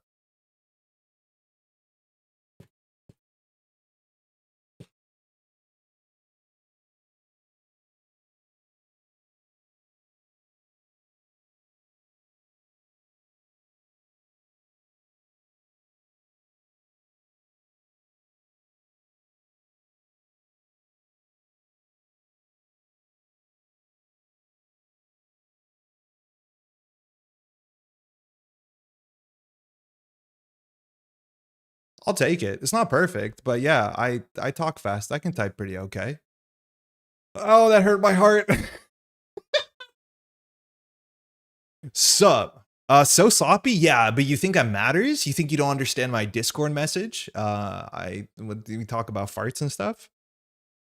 92% accuracy, puffed. What? Just let me warm up. 97, so boosh. I do 298 twos. Okay, look. If you rate 70 and I do 140, and I have 92% accuracy, I can do it twice and hit 184. 140 and bad impressive. Thank you, Tron. How's it going, by the way? Deck of the week. I think, okay, Laura, this deck is sick. I need to play more of it. It's 10 o'clock. We have a bit of news, so I'm going to do that. And then we'll probably end up playing GameNet. We need a lot of time for that for unforeseen circumstances. I just did it at the same time and you got 141 with 98% accuracy. Okay, but hear me out, Ian. You're at home. You're not stressed. You don't got lights. You don't got a chat. You don't got a microphone. You're making up the numbers. There's so many reasons why it's so much easier for you. I have a microphone in the way. I can't see the keyboard. I'm like just hoping for it. Let's do some news. We talked about this earlier. King's Court. I was on as a guest. Thanks so much for having me. As a fun time. Link will be in the description. So Brandon and Axu, we hung out on a Sunday and answered some questions. I don't know why this badger's here. I think because I'm getting badgered. I'm not 100% sure. Glad you enjoyed the deck. Yeah, congrats again, Laura, for posting it, let alone like just kicking ass, playing some cool shaper. So that's great. I have a friend who does 200. He has to do anti-cheating tests on Type Racer. What the heck? I also want to say I played piano, like classically trained as a kid. So my fingers are okay at typing stuff. The sheer concentration caused Andre's eyes to pop out his face. When I miss a thing, I can't see. Anyways, it's fine. Anyways, check this out. It's great. King's Court overall. Wait, hold on. I don't know why I start these sentences like backhanded compliments. Overall, over this last year, shouldn't say overall, King's Court's been really good. Like I've really enjoyed the King's Court. If you want to listen to like regular, consistent Netrunner content, there's a lot of great podcasts out of there. This is definitely one of them. These all sound like backhanded compliments. I'm just going to move on. I just got XX74, 96% accuracy. I'll let you guess what X is equal to. Wait, what? Were you going to respond to the allegations? I did. You can't tell when you're laughing away from the microphone whether it picks it up on the call. I was okay with the allegations. They were kind of funny, but I was good. D types 23,704 words a minute. Next up, some news, two pieces of news. Firstly, announcing the 26, Breaker Invitational. I want to say this is the first year that I haven't won a Circuit Breaker invite. I also want to say this is the first year I've never played in an event that awards a Circuit Breaker invite, so I had no chance. I do want to say that there's an event this Saturday in Montreal. I unfortunately won't be making it, but it looks like there's a good event at L'Expedition Saturday afternoon. If you're around in Montreal, come check it out. You can find more on our Discord. But the 2026 Circuit Breaker Invitational, we have a date. It's on 2.5 days. It's on 3 days. Saturday 17th, Sunday 18th, and then the top cut will be on Sunday the 25th of January. If you don't know the CBI, if you won any event of a big enough size, you can get a Circuit Breaker invite. I have a whole bunch of them. I need to make sure that people who played at Continentals this year have them. I think I have like 5 to pass down. So if you played in the top cut and you didn't have one, I'll probably have to reach out to you. I should have done a better job doing that at the event. This is a nightmare. I shouldn't have done that. But if you have an invite, you can play this online tournament. And I do want to say, even if you don't think you're a competitive player, sign up for the tournament because you get really good prize support. I goofed that one year where I got a Circuit invite. I didn't want to play the tournament, so I didn't even register, and I didn't get those foil spin doctors with Reaper function on it, and that sucks. So do just sign up at a minimum. You have to be qualified this year. And then the prize support's really sick. The structure is good for all time zones. Again, CBI is just a massive event across multiple days. If you are the circuit breaker, your name goes here, or you can change your name to your name here. You get a really cool maintenance access playmat. And speaking of Mauricio Herrera, the art that's commissioned is last year's, or technically still this year's CBI, circuit breaker. That's Kikai. Kikai is the guy with the dreads in the Mauricio Herrera art. I don't know if these people are meant to be modeled after someone. They kind of could be, I reckon. But this is a really cool sudden commandment. I love the color on this. Mauricio Herrera is just like one of my favorite Netrunner artists. I like this card a heck of a lot, and I'm assuming it is in foil because it's shiny. Speaking of foil white spaces, I believe these are the participation prizes, so do register. White space is a cool card. It's always nice to get a system gateway card in foil, let alone any cool card, because it'll be around illegal for a long time. Playing the Man in the Moon New Year thing, skip the commentary and play. I don't know if I have the reps to be happy. It's excited to do that. I might end up like doing some, video stuff or, comm stuff for that. I believe the reporters are just indistinct reporters. Okay, very cool. But that's very much Kikai. Kikai, very jolly guy. Funny to see him pointing and hitting a table and yelling at the same time. I get the TO curse of not getting to play as often though, because I'm running local events. I was off from a CBA invite by strength of schedule early in the year and haven't got close since. Gonna try the New Year Showdown. Oh, that's one of the last ones to get an invite. Herrera was a very nice and distinct style, even if I don't love the more cartoony look. I like it. Herrera has been around since the 2012 core set. His look, even back then, was maybe more cartoony, but I find it to be very striking, and he's very good at making like sympathetic, weird cyberpunk characters, and I'm a big fan of that. Cool. That's coming up. It's around the corner. The dates are in January. Hopefully one of those dates makes sense for you. Again, even at a minimum, if you're not playing and you have the invite, I believe you can cash it in. I think it might cost $10. It's a pay what you want, but we suggest a donation. $10 US gets you a playset at a minimum of the white spaces, which is pretty great. Same, I didn't get a CBI invite, so I don't get to grump about not having fun playing online. Yeah, online tournaments, Eric. I know they don't line up well for you. Cool. Kikai needs some more ink on his arms. Yeah, Kikai has a lot of tats. I don't know if this character has tats or not. Yeah. Kikai demanding pictures of Spider-Man is going to be a staple emote in the UK. Get me pictures of that Spider-Man. They're like, okay, fine, I'll go. Could you please land the helicopter? Okay, next the news is, this is total conspiracy theory, but I'm going to entertain this here because I think it's quite funny. This is Canada. So we recently got emails where we applied for tournaments, and I applied for the 2 tournaments I could apply for in Montreal.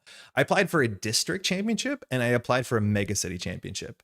I didn't apply for a continental championship because we had one last year. I'm assuming they won't give a continental championship twice in a row to the same city. That makes a lot of sense. So I didn't apply for it, but I got an email back. I got 2 emails back. The first email says, congratulations, you're running a district championship. So sometime between February and April, I think the window is, soonish next year, we'll be running a district championship in Montreal. We had the pleasure of doing that a couple years in a row now. Probably going to do it at the Silver Goblin. Need to reach out and talk to Adam. But if you want to play some organized play in Netrunner, boy howdy, do we have a time for that. I got a second email that said, hey, Mega City Championship, unfortunately, we're not awarding it to you. Not that you didn't have a great application and you're just a swell dude, but we're going to award it to someone else. So that means we don't have a Mega City here, which is fine. That makes sense. We had a lot of great organized play here in Montreal, but this is entirely conspiracy theory. Let's show the map of Canada, because I think this kind of tells you something. So this is Canada. Specifically, this is from the Wikipedia page called The Population of Canada. Canada is the 2nd biggest country in the world behind Russia. It's really quite big. However, all of Canada largely lives down here by the border of the United States. That's where all the red is. Red is Canadian. So this makes sense. Canada gets 2 megacities because we're big enough. And I know where the Canadian megacities were awarded this year, because if you're in those communities, it has been announced, as much as it has not been announced on El Sumo Games. I've talked to these people, so I'm allowed to bring this up on stream, but there's 2 megacities in Canada.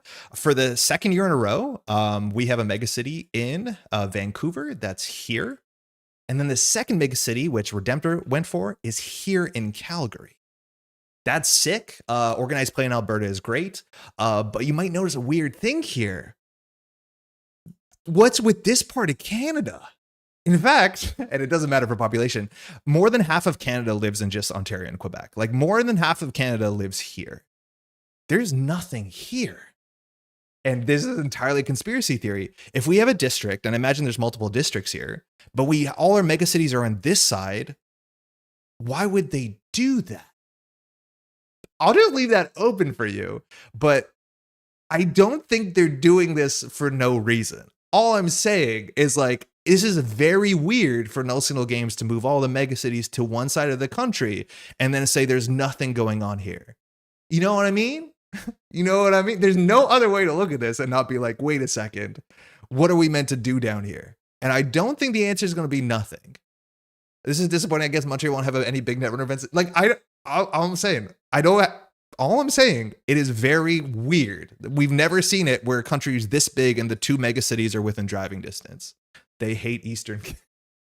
Okay, for what it's worth, when you say Eastern Canada, that means this part, which Null Signal Games classically does hate. Null Signal Games has not put a single major event in Newfoundland. They have never been to PEI, and I don't even know if they know where Halifax is. Please, more conspiracy theories? Look, we'll just wait and find out. I just think it's weird that there's no major stuff going on the entire part of Canada where there's a lot of people. Anyways, do with that as you will, but just weird. Not upset. Just kind of weird. We'll figure out about that. Just asking. Just asking questions, okay? Just asking questions. Why did they do that? I don't know. Anyways, Null Signal Games. What's going on? Why did that happen? That's weird. Let's go build. Oh, we're building GameNet tonight. That's all the news. I was really excited to talk about that because it is a huge conspiracy theory. Shout out to the folks who applied for it. Mind you, Vancouver had a mega city last year. Looks like a killer event. They're doing it again. And then Calgary is also awesome. Hey, Wenjong, I will fly to Newfoundland districts from megacities. Honestly, yeah, me too. If there is like any major event on the East Coast, I would very much consider going. I think this year is also like the first year where I'm probably gonna be traveling a bit more for organized play, specifically in Canada. So like for the events on the West Coast, for the megacities out on the West Coast, I think my partner and I are planning to go out as soon as we hear the dates and when it makes sense. This year was a bit wild. It was harder to travel. A lot of things are going on, but next year, yeah, I think we probably want to go see what British Columbia looks like, which I'm pretty excited. Other people are saying it's weird. AmCons and Worlds in Montreal confirmed, and I already booked my flights for October. Oh, perfect. I personally am cheering for Newfoundland Worlds so that my flight will be shorter. Yeah, it's a fair bit shorter. You also have to remember Newfoundland is like half an hour early for time zone, so you're also going to have more time. So that's nice. I think it used to be like that. It probably still is like that. I think Newfoundland has a half-hour time zone, which is like kind of cool. Okay, the bad thing is now going to happen, and we have a lot of time to sit in the bad thing. NBN has identities you can use. NBN as a faction does continue to win worlds, up to 104 words per minute. Eric, hold on. It's currently 10:13. You've been training, I want to say, for 25 minutes at this point. And that's good. Like progress, it's good to see the number go up. Imagine it went down. Getting so fast. So NBN's a weird state right now because a lot of their identities are just like, but I do think they probably have the most, maybe they're tied for Jinteki, but they probably have the most like identities that have no impact on standard and will never make an impact on standard. I did it 4 times, calm down. Synapse, like it's hard to imagine what would make Synapse playable without making tags miserable. Reality Plus doesn't show up here because it's banned. Probdivost, you know, people have said harsh words about it. Nebula Talent Management is one of my least favorite things in the game. Epiphany wins worlds, and I think it's actually like a pretty hype identity. And then GameNet is a card that we'd all like to forget. And today, we're going to try and remember it. Why? It's because of Geoff Keighley. It's 4517. The NBN identity, or the sort of thing that they were exploring in Ashes, was all about gaming. So GameNet, or NBN specifically, was meant to be making video games, and then you see all the things about like microtransactions and ganked and like, you know, that sort of thing. I would say I don't think they did a great job nailing it. It's also like kind of miserable. And I don't mean like in terms of gameplay. I mean in terms of like the tone. It's all misery generation. Most of it's all misery generation, which I think for the whole medium of video games doesn't have to be like that. I just want to shout out like one of my favorite cards, which, you know, it's a horrible thing, but like Pop-Up Window was still made with so much like joy and whimsy. For as awful as this idea is, shout out to the original art, which is even kind of gross. Man, like the theme on this is just charming and fun. And I don't think we got that same charm or fun when it comes to gaming. It all became like kind of dire and gross. They might be hoping more international travel to BC than Western USA. Yeah, I think we've talked about this a fair bit on the channel. I think expecting a massive amount of international travel to the States is a hard thing to do. Daily Quest is a banger card for flavor, though. Daily Quest is a banger card for interaction. Like, Yeah, this is a cool card. This, I think, is one of the better cards for it because it gives you something to do. I do think that this could be easily subtyped or given a keyword. This phrase, it doesn't need to, but I think more cards could have this text on it. I think that'd be kind of sick. This card, though, when the way it plays out, it's usually just feast or famine, so it's maybe not that interesting. If this could only be on a server with one piece of ice, then I think we have something going. But yeah, this card usually presents some pretty uninteresting games when it kind of keeps going. And if she's getting big bribes to snub Halifax, clearly. As the runners that consistently broke, it'll keep me out. Well, exactly. Remastered edition, a spot on for flavor and inside joke. Yeah, remastered edition is a cool one, but like, honestly, I feel like remastered edition has, when this came out, I don't believe we were in peak, like every video game is a remastered version of an older video game, the way that we kind of are or have been in the last like 2-3 years. I feel like with the art, this is more about, it feels like it's more about film. Obviously, there's the castle there that makes me think of Disney as much as this is like the GameNet art. But this never felt like a game thing. But I guess it is, right? Like they have VR, AR headsets on. Remaster script. Hey, London, good game, by the way. Yeah, this card's cool. I think we'll play it. But the short of the long is we're going to play GameNet here, which used to be a metaforce. Cards got banned around GameNet to make GameNet not played in the modern meta. Its ability says whenever a corp card ability causes a runner to spend or lose at least a credit during a run, gain a credit. I think a lot has been said about identities that punish the runner for interacting with them. And there's still a lot of identities that do that. Like AUCO technically punishes the runner for interacting with them on some board states. I think that's still more interesting. In theory, you could say poetry does, kind of does, Thule kind of does. And that's true. But the only GameNet decks that we saw were like very, very Glacier GameNet decks in which running just didn't make a lot of sense because they played very few agendas. The servers were very expensive. And every time we ran through them, they ended up getting like 4 or 5 credits because this is a whenever ability, not a first time a turn ability. I do want to say the card pool got less kind to GameNet. Trace used to be a mechanic that mostly showed up in NBN cards, and Trace was a way that the runner could end up, spending or losing credits during the run. Without Trace, we have less tools for GameNet to fire. And then, of course, you might not know this card because it was banned, but Gold Farmer was a really big deal. Gold Farmer ended up getting banned. This card is absurd. On its own, people say it's one of the best barriers ever printed, and that actually might be true. It's really quite good, but it's even better in GameNet. This started seeing play outside of GameNet. And then we also had Slot Machine for a moment, which is one of the most nonsense cards ever printed. It's really fun. This one's actually way more playful. This is what I wanted to see more with GameNet, where there's actually a game to be played. But this card is just ridiculous. It reses for 3. The runner loses 3 credits. If they don't break any of the subroutines, you get information. Both players get information, and it's 5 strength. So you never break it. And in theory, the corp will get a credit here. So great. Earth Station Gaming. Yeah, but Earth Station wants you to run, right? Also read the flavor text, definitely gaming. What does it say? Your favorite distraction. I mean, like, it's so miserable. Maybe like, it's the cyberpunk Netrunner world, but oh man, like the way that they depicted films in, this is what I want from GameNet. The way that films were depicted in the Sansan cycle is the way that I wanted video games to be depicted in GameNet. And I don't think they were. I think films got off to be so much more fun and joyous. And we're actually still like kind of celebrated in a weird way. GameNet was kind of all misery. Oh, the remastered flavor text? Okay, never mind. Well, we lost the plot a bit. When we get side game net damage, the ID, I mean, I hope for side games to come back in a big way. All right, let's build it. I think the first thing we're going to do after we put down our collection is we're going to search for all the cards that make the runner lose credits or spend credits. Now, this is whenever a corp card ability, this is really important. So like using an icebreaker doesn't matter. So our corp card needs to say spend or lose. I was really excited that we could end up playing things like the cards that give money. Those obviously don't work. Sensi's stuff is fun. Yeah, Explodapalooza is fun. Sensi's is fun. Award Bait is fun. Hollywood Grid is fun. Like they were fun cards, both in terms of the theme. They were like, yeah, this is stuff we're putting out there, but we're not putting it out there because it's misery. We're putting it out there because it's entertainment. And some people really like this stuff because it's good. I didn't want to see an Explodapalooza and IMAX there. You know what I mean? Just put Explodapalooza in the deck because the flavor is good. I wish I could. Is Exploda, or it's not a Mauricio, is it? It has really fun art too. It's a Mike Nesbitt. Yeah, like this art's also like very, very, very different from Netrunner. Mike Nesbitt's done a whole bunch of art though. Is Mike Nesbitt the, I was going to say the interns artist? Whoa, Mike Nesbitt slaps. Oh, that makes sense. The Mike Nesbitt also did Subliminal Messaging, which is like very much a Yu-Gi-Oh card art. Oh, sweep. Mike Nesbitt. What are you up to? That's sick. Oh yeah, and then very much anime art. Okay, cool. So we need to find all cards to make the runner spend or lose credits. If you have any recommendations, let me know. I think we're going to just put lose at the start. Now, Artificial Crypto Crash can make them lose 8 credits. Does that make us want to play our mid-range deck? I'll say maybe. We'll earmark that, and then we'll open up everything else. We have to do spend as well, and we'll open up every single thing. Idiosyncresis? Oh, it's only during a run, so Crypto Crash doesn't work. Okay, good that we got over that road bump soon enough before chat. Yeah, chat figured it out too. That's good. Ice. Ice is good. Okay, we have a lot of ice choices.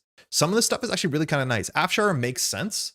If Afshar's on HQ, no matter what, they are going to lose 2 credits if they're breaking this ice or getting through it, and we'll get some money. The card's only 2 influence. Now, Afshar is do not a deck make, but we can consider it. It's only 7. Yeah, it's only 7. On sell, you can lose clicks. That's different. Anvil? They can always break this. I don't think we're going to end up building an Anvil GameNet deck. As much as I think I've seen some people do some really cool things with like Tithe and big servers in GameNet with some weird combo decks. Or not Tithe, sorry, Rhyme in GameNet. Idio might still be worth playing. Yeah, maybe it is, but I think we're going to play a seamless launch deck. I think we're going to be jammy because I don't think we have enough 5/3s to like get a deck to work. So I don't know if we do in Solid Advance. Afshar is basically Maskarovka and GameNet. Yeah, I guess so, but it's a bit more constrained. Like a slow game plan with Lacosta, Idio, and Urtica. I think I'm going to go more jammy. I think I want to play Seamless Launch because we have the influence and then just be like 4/2s all the time. Because that's one of the big thing about GameNet is if they're not running, we're not firing our ability. So I think we need to be a bit more aggressive and pushing out faster so that every turn they have to consider running because we could do Seamless Launch. And mainly like Lacosta kind of gets you there, but I do think Seamless Launch could make some sense. Maybe also a Holloman or 2. I think we have to play Oppo Research because I think if you're playing NBN and you're not playing Oppo Research, like you're not really playing a faction because that seems to be like the only really good NBN power card. And then we have to care about tags, which is not that hard. Our ice can do a lot of the heavy lifting. Hey, Duckling is Clearinghouse or something. I don't want to do just like Clearinghouse or not. I think we'll just do Seamless and push from there. Okay, Brown, Boomy, none of these make sense. Again, the Byroids don't make sense. They just say lose a click. We'll cover asset. Klavetnik is the opposite. They gain money. That doesn't fire your ability. Lycean, no shot. As soon as they have a code gate, this doesn't do anything. MIC, lose a click. Messna Chesso is really quite good, actually. This is came after, but this makes sense. Does measure response trigger GameNet? No, because it's not during a run. Diogenes, how's it going, by the way? Lamplighter doesn't make sense, but triggers ID. Lamplighter might not be the worst thing. Pulse. Again, you generally want your lose abilities to be not attached to if they have icebreakers, it doesn't do anything. Because then if they have icebreakers, you don't have corp text. So we're going to try and get abilities that fire regardless of whether they have breakers or not. So like, well, technically Messna Chesso, if you advance it, that's the case, barring hard tech. So it's still a good ice on its own. Rhyme is not bad. People can't break Rhyme. The issue with Rhyme is it really encourages you to play this sort of like Hyper Glacier. And I don't know if we want to do that. But it's a card we should consider. It's just like, I don't think we're going to have 3 or 4 ice servers because I think we want to play a bit faster than that. We'll earmark 1 for now. Seraph, I think we should consider this. Runner loses 3 credits, and when the runner encounters this ice, they have to lose 3 credits, suffer 2 net damage, or take a dag. No matter which way they cut it, this is going to be kind of bad for them. 5 strength sentry just does not seem good enough for 10, but it has good text, whenever text, not when it reses text. So we'll give Seraph a shot. Ideally, we need to be able to res this relatively quickly. F2P and white space, yeah, we'll definitely play F2P, maybe not white space. Shylander is just too much influence. As much as people don't often break this, is this actually kind of like hype? This is not that hype. This card really needs other advanceable cards. And I don't think we're going to be playing other advanceable cards, but I could see this being okay. Tears lose a click. Valenchow. Ooh. What about if we do like ping Valenchow stuff? Funhouse Valenchow. Like Valenchow's good. Gain 2, the runner loses 2, we gain 1. So this subroutine gets a bit meaner. This card's a lot of influence. And if you set it with a ping, it's good. Advances are Mets and Chesso. Oh yeah, you're right. We do have advanceable eyes. Yeah, I forgot about that. Okay, we'll earmark some stuff and see how far we get. Vampire Nasa, honestly, probably great. We res this for 5, and this fires? Wait, this card's so good. Influences maybe she's 3 to play some sacks. Trebuchet and Winchester still have traces on them. Yeah, I think Winchester will probably be the Afshar slot. But yeah, traces is also pretty good. Those are like 2 of the few trace cards in the game. Vampy is also interesting. VSA is good. The runner loses a credit. That's fine. It's not the best thing, but it's fine. I don't know how AI hungry our meta is right now. We'll earmark 1, but we might not play it. And then White Space is a card that we can consider playing. Hey, Lunari, how's it going? We can consider playing this one. It only matters on the face check, and that's what I'm worried about. I don't have ice that doesn't do anything in the mid game. Why didn't it show us? The other one. This lamplighter. What's the text on lamplighter? I don't think it's lose. I think it's spend. Oh, look how bad this ice sweet is. Okay, hold on. Operation doesn't matter. Upgrade, all they can lose is Hendrik, so that's fine.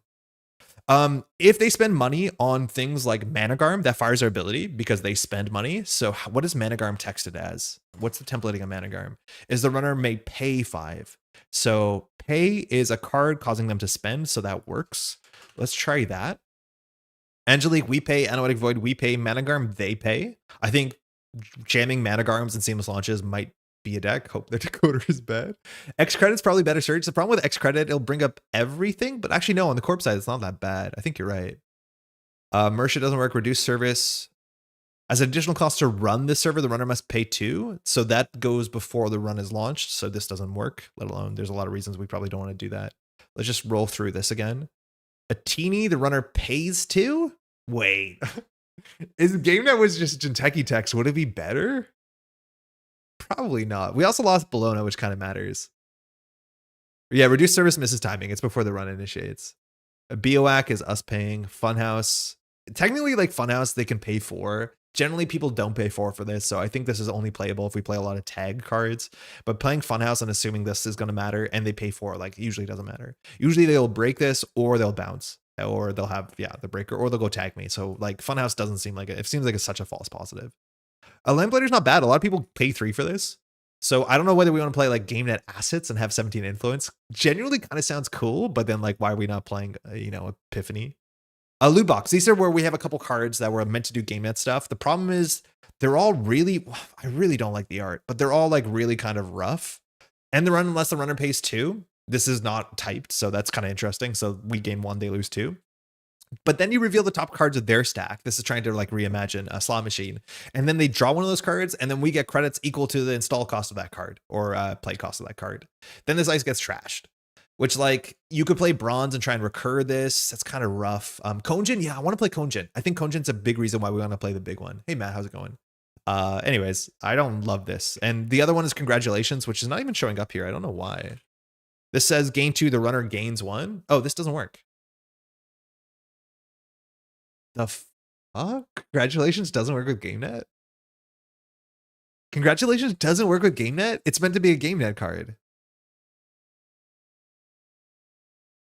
The heck? Man, taking a shot at pop-up window it's rough. Okay. Is it illegal to play Aces style GameNet before Aces style poetry? Watch me. Okay, there's some other things we can play. F2P's not showing up here, so our search terms are not correct. Michael Webb doesn't matter. Tattoo Bola doesn't matter. Vasilisa doesn't matter. Yeah, because we pay. So how do we have to find F2P? F2P is good. It's also tag punishment, which is good. Because 2 credits break a subroutine, only the runner can use this ability. So anything that's templated like that is good. Anything that's templated like Trace makes sense.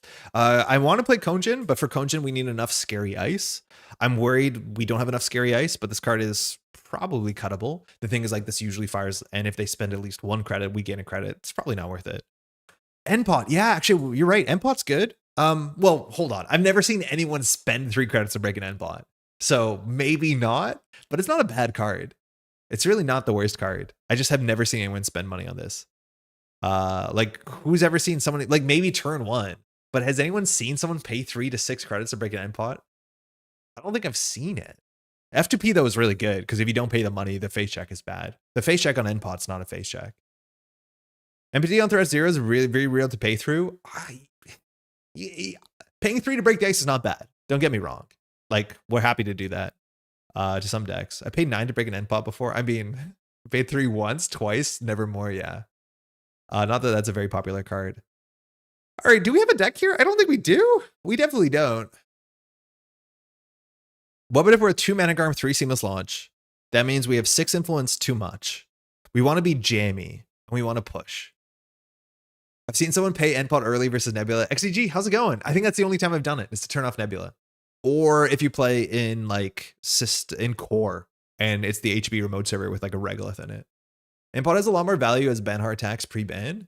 Yeah. Yeah, that was nicer too. It was kind of bad against Phoenix, but yeah, this is okay into Banhar. But yeah, you just don't see this card anymore. So I guess we're playing mid-range NBN. So what makes sense? We need to play barriers. NAPD Cordon? Oh, that's a sick choice. Oh, the issue is NAPD Cordon is terrible with seamless launch. Unless we're doing 5-3s, because then we can do install advanced NAPD Cordon. I like NAPD Cordon a lot as a card. It's a really cool card, MJC. This does fire our text technically, but it is like antithetical to seamless launch, but allows us to score out 5-3s with season what's it called? Season launch. Seamless. I'll get there. I think we want to spend the remaining info on humanoid and leave one for RNGesus. Synchry routing works with GameNet. That one does, because I think it's during the run, right? Whenever a run begins, yeah. So that's during the run. This one I don't care about because it's hard to make our deck care about all of these clauses. Are we tagging? I think we have to be tagging, at least like minimal tagging, so that cards like this have text. So I think we just play 3 oppos and then like 1 or 2 copies of IP enforcement. We call it a day. I like Gordon more than Seamless here. I don't know if it frees up influence. Maybe. I don't think it does. Seamless is just a good card though. Okay, let's try and build a functional deck. Spin Doctors 3, Hedge Funds 3. We'll cut all this like ice, that doesn't matter. Let's just build our agenda suite really quickly. So we're trying to play 4-2s. We probably have to play a couple 5-3s just to close the game. So I'm assuming the 5-3 we play is not send a message. I think we play next big thing. It just gives us some flexibility. If we're going lockdown tribal, Hyobu precog also Thurs ID. The problem with lockdowns is you don't want too many of them. Play Cordon Hollow instead. Oh, Cordon Hollow is sick. Cordon Hollow is actually really cool. Install the agenda, dump a bunch of counters on it. It's expensive, but it's not the worst. I think we end up playing Hollow anyways.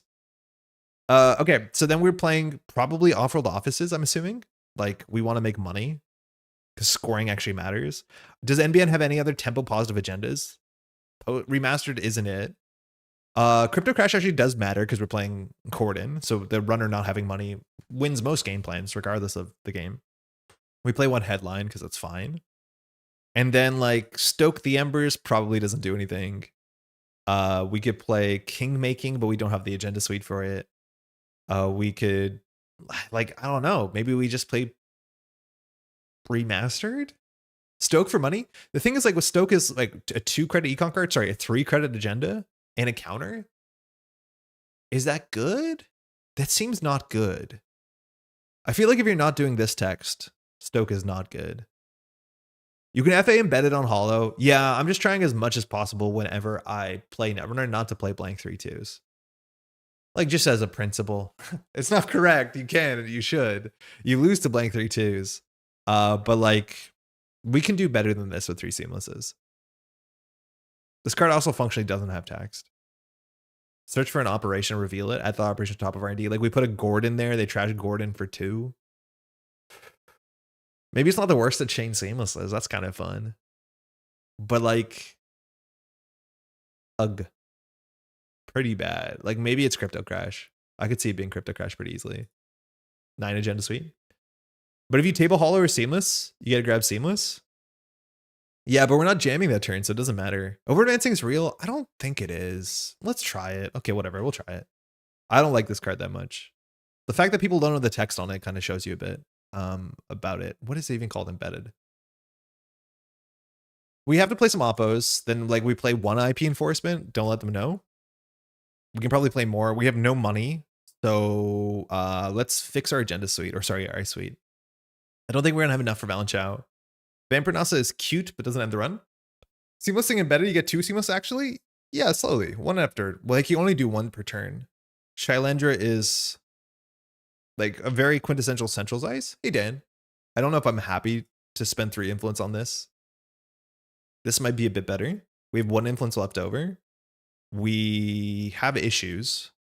We need to play barriers. So maybe we cut 1 seamless. And then we can play like a pair of bronze, not even. How do you keep people out with barriers in NBN? I think it would be funny to use remaster counters to add advancements in agenda. The runner thinks they can steal a Cordon. I've done that before. It is very cool because it is at a paid ability speed. It gives us a reason to play Gordon. Is that at paid ability speed you add a counter and it's like suddenly 2 more credits. It's kind of sick. By the time it matters, you have 2 the first turn spent getting the agenda up. So an will advance your agendas on the board and make Cordon better. So we need to have an agenda on the table. They need to run it. They need to not break it. It's kind of hard. I don't know. I don't know what that's in response to. By the time it matters, you have 2. The first turn is spent setting the agenda up. Oh, like 2 sequences? Yeah. Funhouse and Capacitor is almost good. I played into it like a couple weeks ago. It was genuinely kind of annoying. The issue is like I'm not excited to play Funhouses. I guess we cut an Afshar. Maybe this is a thing. So then if we do X barrier, like, is this, oh, sorry, K barrier? S barrier? Different. Everybody does it differently. So like Palisade isn't the worst. Capacitor is kind of a worse Palisade. Ping is fine. Ping is annoying. It's a gear check. But we would want a mid-range barrier here. Ping and pot Messney is your normal end run suite. Yeah, I don't think we play the VSA. Maybe we can play 1 as like a little meta call. This rhyme doesn't make any sense. So I think we just do like end pot. That's too many. Probably something like this. No, I like Messy face check way better. And then we can play like a Doom Scroll. Clementic is fine. I think I'd rather play Palisade than this. It's not terrible though, you're right. Like we res this for 3. Most people break it for 3. Blanking a resource probably won't matter in this matchup, but it's like cool to have that text. I would try Capacitor. What about Oops No Barriers? I think you want to have, like, there's no reason not to play a barrier. Like, installing a ping forces them to find their fractor. I think that's just such a good trade for us. We need more money. We just need a lot more money here. So this is 5, 10. This is 15 ice. We could do with like 2 more ice. We have to spend it on neutral. If someone can find a good 1 influence slot, I'd be pretty happy with it. Ping us out into Kuru with Braun. It is sad. But like, it's gonna happen. Tree line? This doesn't do that much, but it is an end run barrier. Like, I could see it being a thing. This is like the influence we spend on sprint or whatever. Okay. So we're at 16 ice. Maybe that's acceptable. We can run predictives because money is okay. Do we want to play some daily quests? I feel like it's too slow for how jammy our deck wants to be. Let's see what this test draw is like, but we just need 2 cards. So this is our opening hand. It's not good because we don't have enough money. It's bad. It's only ice and our text doesn't matter. 1 influence slot could be Samak. Yeah. I don't know how much we need that. Like, I'd rather run him a virus, I think, for 1 influence. This hand is okay. We could do like hedge fund, 2P centrals, spin on the table. Now, if they trash the spin doctor, we don't get our ability. That doesn't work. Turn an MBT into a vulnerability for seamless ability. I hate vulnerability audit. I don't want to play it. Like, this is just ice and Managarm. Like, we're not doing anything cool on tempo, which, like, obviously, Andre, you're playing GameNet. What's your expectation? But this is what I want to do. I want to do like tree line install off-world NAPD Cordon and then have a seamless launch in hand. So I think I'm going to do this. Sorry, I meant to hit 1. Yeah, I like this better. To keep putting unknown into remote or get GameNet triggers. JK? I feel like for JK to be good, you need to play like a grid of some sort. You're right, though. She's better than the other thing we're trying to do. Like, we could try it. It's better than Daily Quest. I feel like I watch Andre build 10 different jammy decks in bad IDs, and he's always sad an hour later. Yo, Teron, you think I don't know what I'm about? You think I don't know my unhealthy cycle? Yeah, that's how it be sometime. And by that, I mean a lot of the time. Okay, this is not good. I think we need more burst econ in our opening hand. If you don't love that, don't love Metropole Gaming. I mean, it's a Thursday night. There's the very low stakes. What are we doing here? Doom Scroll, ping for centrals, click for a credit. Who cares? Next turn, Janina Messney, advance. What are the odds playing this in Nebula nets as many credits? Oh, well, the problem is we don't have 15 influence. But yeah, this could be, this is actually probably straight up better in Nebula. It also gives us more reach with seamless launch. Holy shit, this deck is so much better in Nebula. This deck is so much better in Nebula.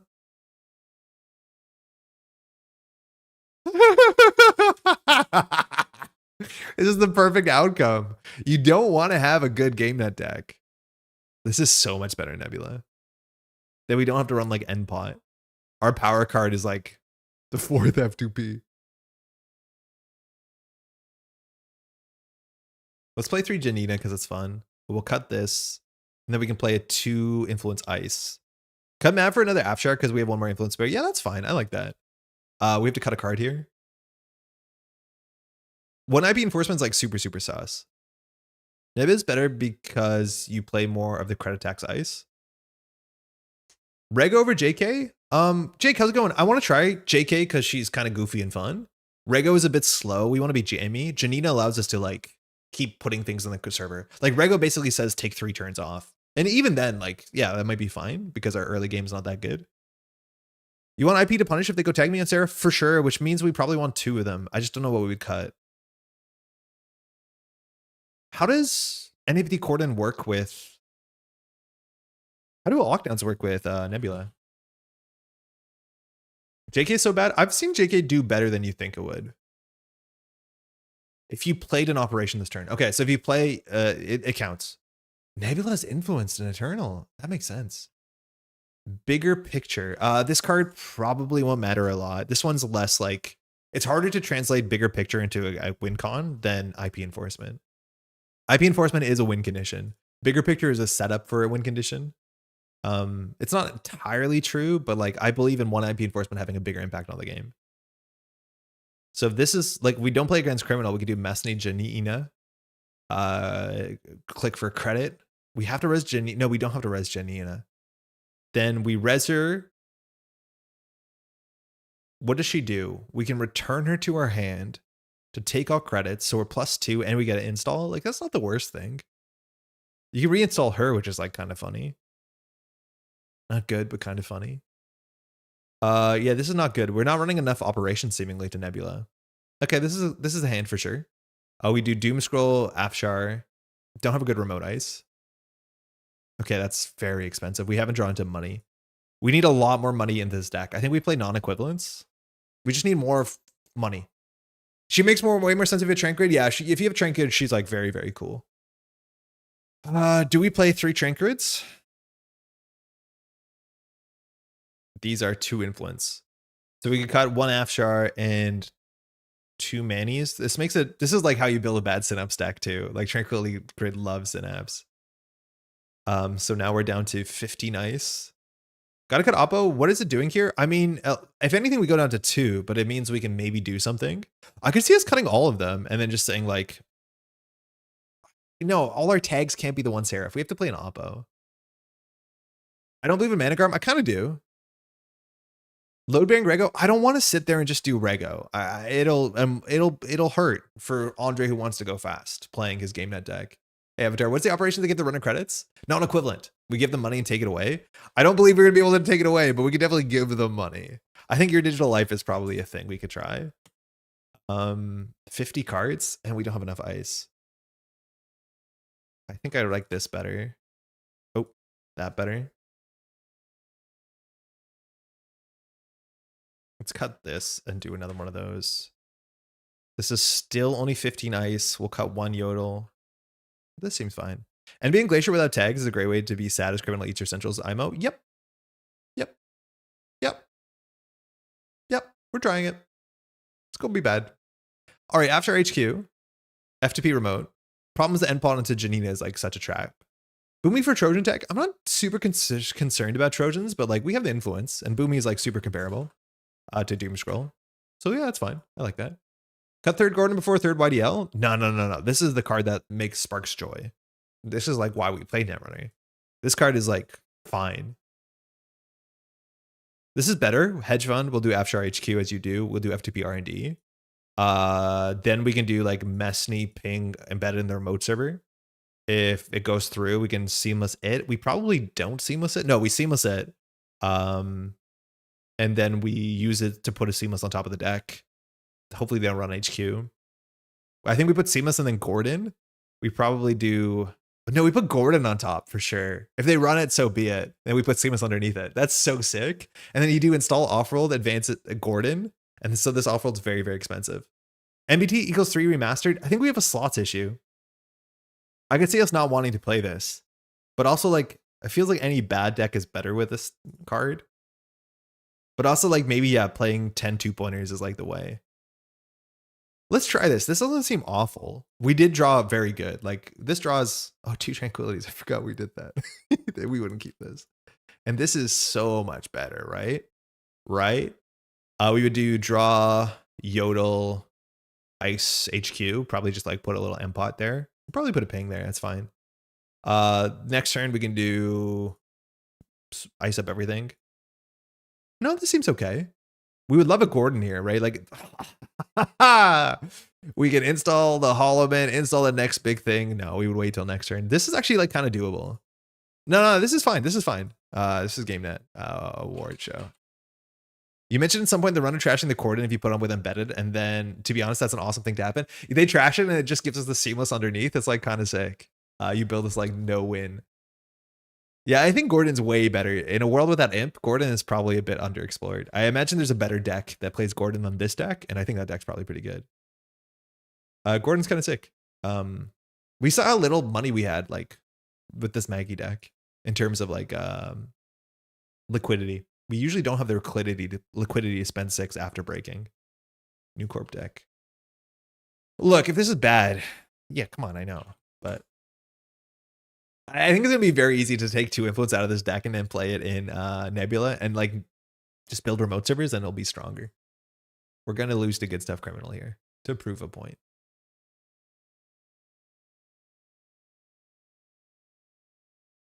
I'm okay with it.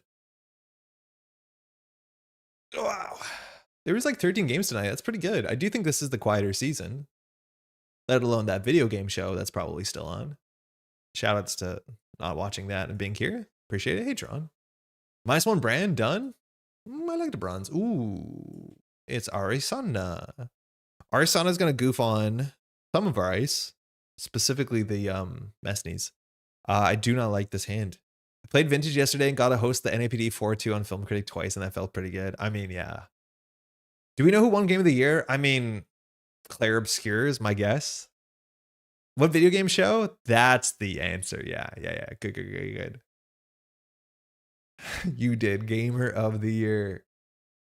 All right. Arisana Pressure. I'm imagining this is the problem when you play against Tron. Is like it could easily be an Illumination deck, so we have to ice R&D. I mean, this hand's not doing much. We can draw once, F to P R&D, draw an econ card. I mean, kind of. We don't have a lot of money, so like this Tranquility seems important, but like I don't know what we're installing on top of it. This is really bad. We've drawn no econ whatsoever. So I think we just like bunker down or hunker down, excuse me, and see what happens. If we res one of these ice, we'll be financially ruined. So we'll try not to. Oh no, he's figured out Shaper. Ah, that's bad. Okay, that's something. So we can install 2 cards on the table. It might have been fine to like discard an agenda here instead. Because the Spin Doctor gets challenged. Tron probably won't trash it, but it'll be harder for us to manage our hand. It might have been better just to install the Spin Doctor. Check out the Netrunner Altar database. How's it going? That Lovelace put together. It's on the Near Earth Hub, top of the Altered section. For something new or just in general? Because I've seen that website. I think it's kind of neat. I haven't been there for a while. How's it going, by the way, Verde? I'm really not prepared to make a speech, pull speech paper out of back pocket. They do this really weird thing, and like the award show, it's new. So they're like trying to imitate, you know, existing award shows, but they give out these like awards before the show starts, except the person accepting the award is like right next to the presenter, but just off camera. So there's like, in theory, no surprise if you're there, if you can recognize like who the person from the Claire Obscure people are. Yeah, I don't know why we res that right at the top. So Tron's on 2 credits. I mean, we could do it.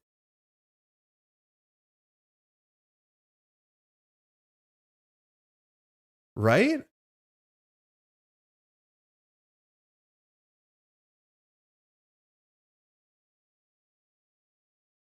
So wait. Oh, no. There's a Knickknack there. So like we could just do advance Gordon, and then you need 6 credits. The issue is like, this is 4 credits. You can simul chip it back for 8. Yeah, no, it's not going to work out for us. I still think we Gordon here because we have the seamless. So now every agenda, not even installed agenda, every agenda is 4 credits at a minimum. I don't know if this is a Vasilisa deck, so there's chances of the better prop deck. Ass. I can't imagine a worse card for us. Centrals don't matter. If this gets bypassed for 2, it does get bypassed for 2. I mean, show's over, folks. We made a play, and it's gonna cost us everything.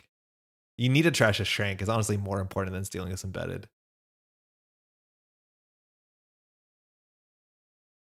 Yeah, that's bad. We have a Boomy in here, right? This is such a cursed interaction. Breaking this for 2 is absurd. Big oof. The beta test now has a nifty deck builder that you can input a GameNET deck list to see what you could slot from your altar library. Oh, that's cool. But then, like, what can you do with that? Okay. Yeah, that is a well shit. All right, so we don't have money. The fact that we lost the agenda and the 4 credit trashable is like so absurd. I think we just try and fix our hand a bit. Oh, that's good, right? That has to be good.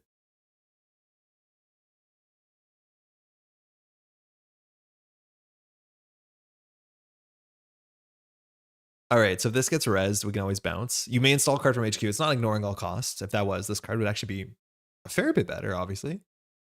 We love being part of the rough and tumble. Oh man, if we lose the Cordon here, we're gonna be upset. Let's just let this go through. Cool. Didn't get Bernard. NV testing. I don't think there's gonna be a window where Tron doesn't have access to a lot of money. And NVD gave you credit. Oh my god, I totally forgot it did. You're right. Kind of sick. Okay, yeah, Tron has access to infinite credits. Next turn, he can get 9 credits clicklessly. I mean, I think it's fine. I'm not worried if you're not worried. Okay, so now we have to Janina. We can reinstall Janina, so we spent a click for 2 credits. But Tron has to interact with us, so that's cool.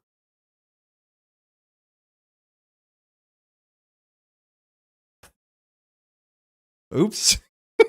Oops. I think this is the first time we played this card.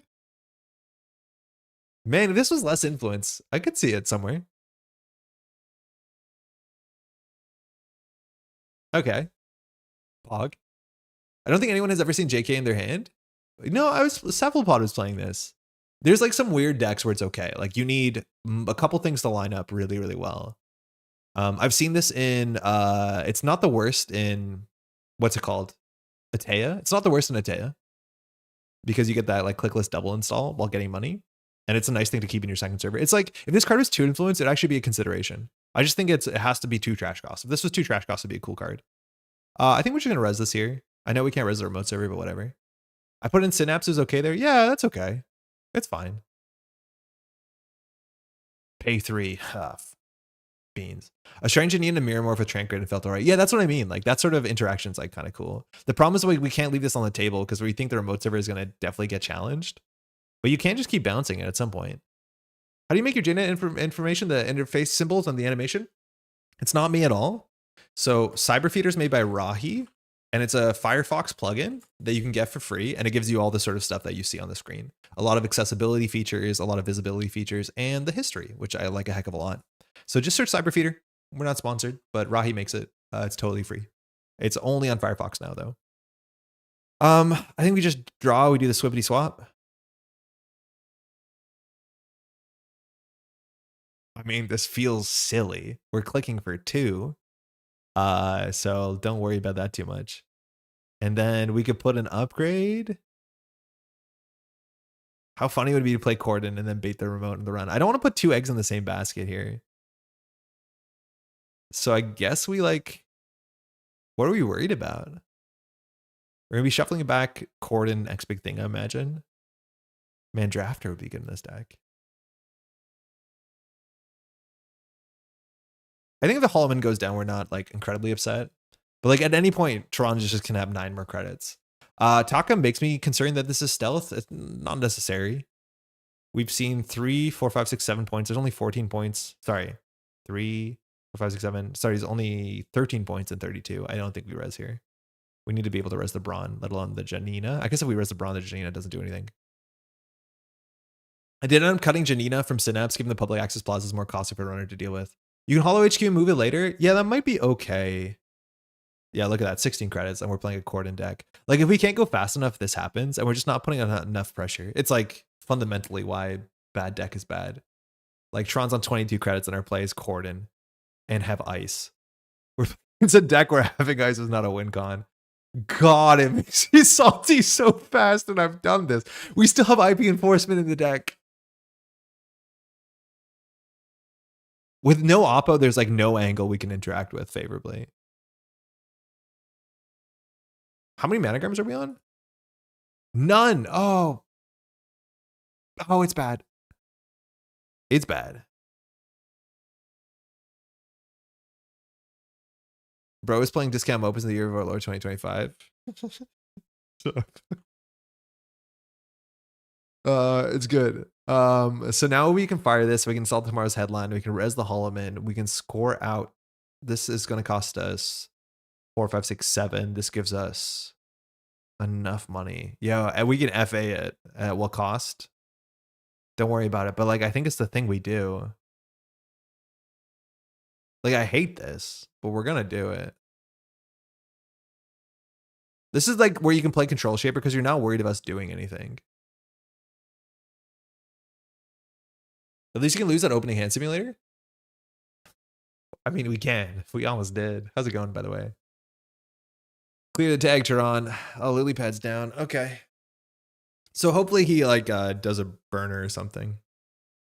At some point, I think you just need to let the Janina beta run. Maybe just a purge turn. Yeah, probably.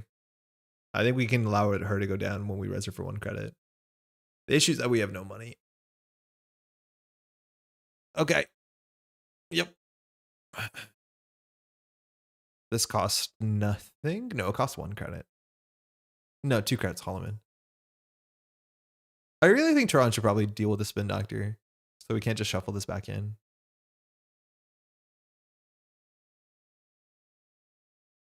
Oh, at some point we'll lose to like Arisana's Conduit, Pichachon. Clear tag. Got him. Can we concede? I think we can concede. This is bad. I don't know what we were thinking. I might even try and install JK and play the Cordon to make the bait more convincing. The bait doesn't matter. Like at the end of the day, either he spends 1 or he spends 1, right? Like with 22 credits, there is no bait with Cordon. We'll put NBT. We actually probably should leave the NBT. And unfortunately, the Cordon doesn't matter anymore because Tron has 22 credits and we're doing nothing to make him spend credits. Just jam the off and pretend it's Janina. Honestly, that would have been better there. I think you're right. We should have. Oh my God, we could have. We need to believe in ourselves. No, we'll just keep doing it though.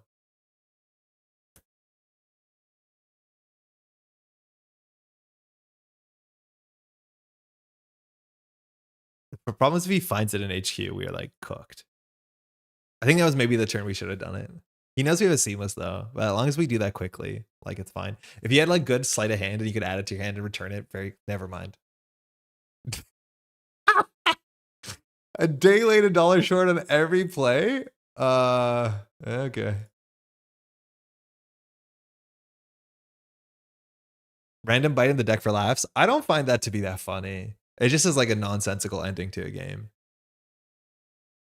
I'm not a big random bite enjoyer on any side of the table. SMC from hand. Gonna go grab a propeller, break for 3, break for 2. Yeah, at that point, I think he's like, I'm gonna run. Oh, cool. So I think we're just triple clicking, huh? And if we don't res the Janina, it's cursed. So I think this is meant to be a goofy deck, but I don't think it actually is. Damn it, now we don't res the Janina. So this is gonna be a hyperbaric deck that has access to like chromatophores, I think. Ah, beans. Oh, yeah, never mind. It's all good. Pretend you didn't res the Janina. Click for 3. Yeah, we forgot to res the Janina there, chat. Okay, that's on us. That's totally on us. We were meant to res. We forgot. It's fine. It's like not a big difference. The cool thing now is we have 2 Janinas.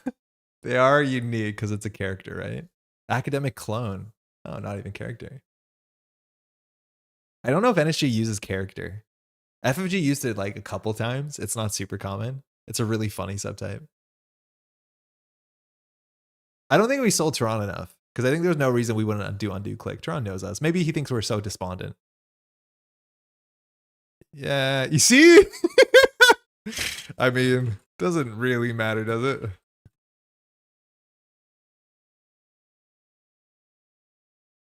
Oh, gotta click for the draw first for real. That's actually a good point. If we drew once, then we'd be like, shit, we can't take the take back. That's actually really good tech. That's such good tech. Is that we should have clicked for the draw so we can't do the thing. Spindo is a character? Get out. Fuck. Oh, I should have clicked for the draw. Yeah, I really should have clicked for the draw. Then we can't do the take back. Tron would have still given us the take back if we clicked for the draw, though. That's a problem.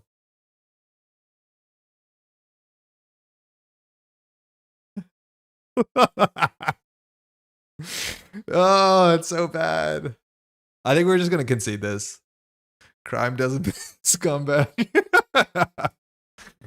But imagine this time it does.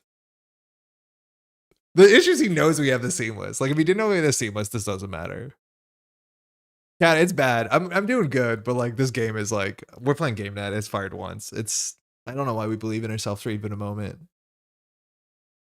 Issues gonna see, he's gonna see one of the 2 Janinas and be like, I'm gonna run the remote server. And it's not our fault. We have multiple Janinas. He's doing stuff. We don't doesn't matter. Wait, this says text, right? You actually break it for 3? Kind of cool. Andre threads to concede, does it? I'm still having a good enough time. Don't hit a Janina, please. It's huge. Because we would have played that for real if it was an agenda.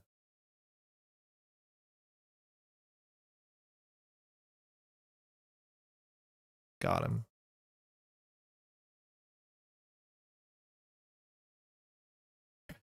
Ah, more like game not. Very good, very good, very good. It's only Janinas at this point. Like just put the conduit. Issues too, it's like if we res a, like, I don't know. If we res a Seraph, like it just gets Fazarmed. Oh yeah, right, it's twinning. That makes sense. Like we res a Seraph, it just gets Fazarmed, so none of our ice actually matters. This is broken now for 3 credits. Now we put the JK in the remote and he runs. Yeah, the Brawn honestly is like kind of annoying for him. Especially when he trashes this Janina and not the second Janina. I don't know how we're going to win. Is Tron a paid actor? No, Tron's great. How's it going, by the way? Yeah, like this Seraph is just going to get fucking Fazarmed. God damn it. I don't understand why the tech is this binary. Does your ice have text and breaks for 17 credits or does it get bypassed for 3? Then just purge. Okay. Do they have 6 recursion cards at instant speed? Don't worry about it.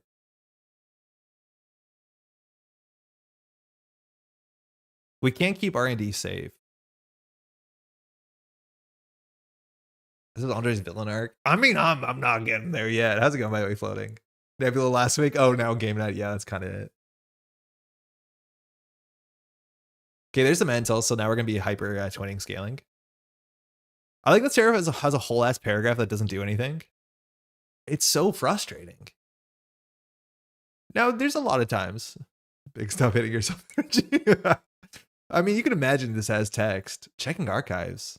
Oh yeah, Knickknack, sure. Okay, yeah, cool. Twinning. We're gonna see 3 every turn. What is this Janina gonna do? Stop hitting yourself energy. I would have fun playing a bad deck. I'd recommend poetry. Honestly, yeah. I feel like we'd be making more decisions. God, GameNet's the worst. Draw an agenda, please.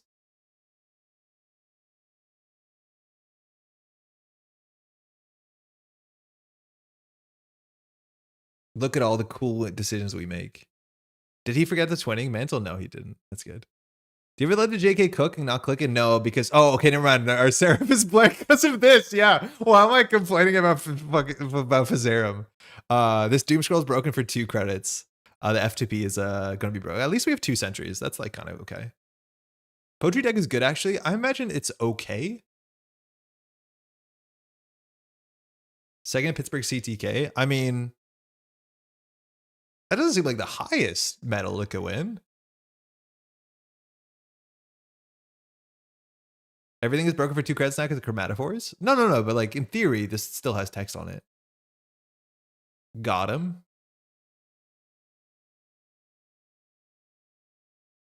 Oh yeah, well, you have to chromatophores this. Our MU is 4 out of 4, so we're good for a bit.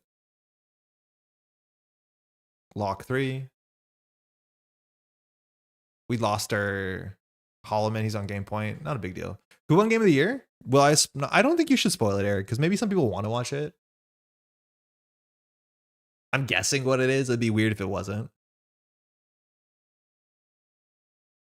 It wasn't GameNet, right? So now the next 1 card is known. So we break lock here, but we have to do that or it's obviously not Janina. Okay, how's it going? The runner deck is like exactly the shaper deck I built. Neat, yeah. I think a couple of people have been playing this sort of engine. In fact, speaking of Cyberfeeder, Rahi liked this engine a heck of a lot. It is win fast or don't win at all, unless we have like Oppo or something. Understand your stream title? Yeah. So this run is free and it sees 3 cards. We played a deck that is entirely just ice and agendas and are getting salty about it. That's weird. If it's anything other than Clair Obscure Expedition 33 sweeping like 80% of the categories, it was nominated for functionally every category it could be nominated for, which is kind of sick. I don't think it would be Silksong because Silksong is not everyone's game. Clair Obscure is everyone's game. Silksong is like a small, like a niche of people's games. You trashed Janina? What's wrong with you? All right, we lock 3 on top of the deck.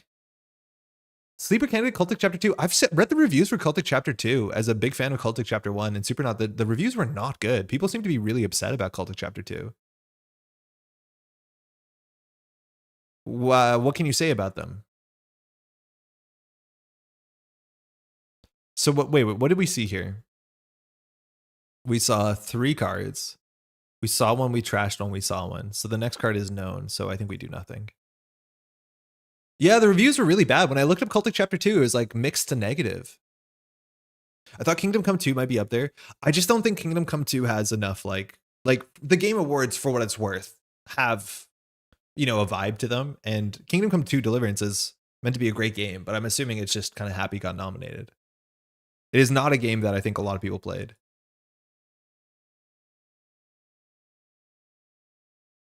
It's a first chapter, but better in every way. I'm very stoked to read that. I like Cultic a heck of a lot. Silksong was hyper popular. Difficulty is a real thing, but a hard game could win. I just think like Clair Obscure was so big to so many more people. I think it's also just like a narrative that people want to celebrate, right? Like I know Silksong is also a small studio and they've been working on a long time, and it's like obviously such like a good passion project. But Clair is like, yeah, I don't know. I think it represents a lot of maybe sustainable is not totally correct. Kingdom Come Deliverance 2 is great. Clair Obscure is great. I got 65% of the way through both and stopped. I mean, yeah, you got kids and poker and stuff. I really am hoping to sit down with my partner and play Clair Obscure. Clair Obscure used a lot of outsourcing, I suspect. I don't know. It's meant to be like relatively approachable in terms of scope. But yeah. Are you supposed to finish video games? Yeah, then you see who works on them in the end. It's kind of cool.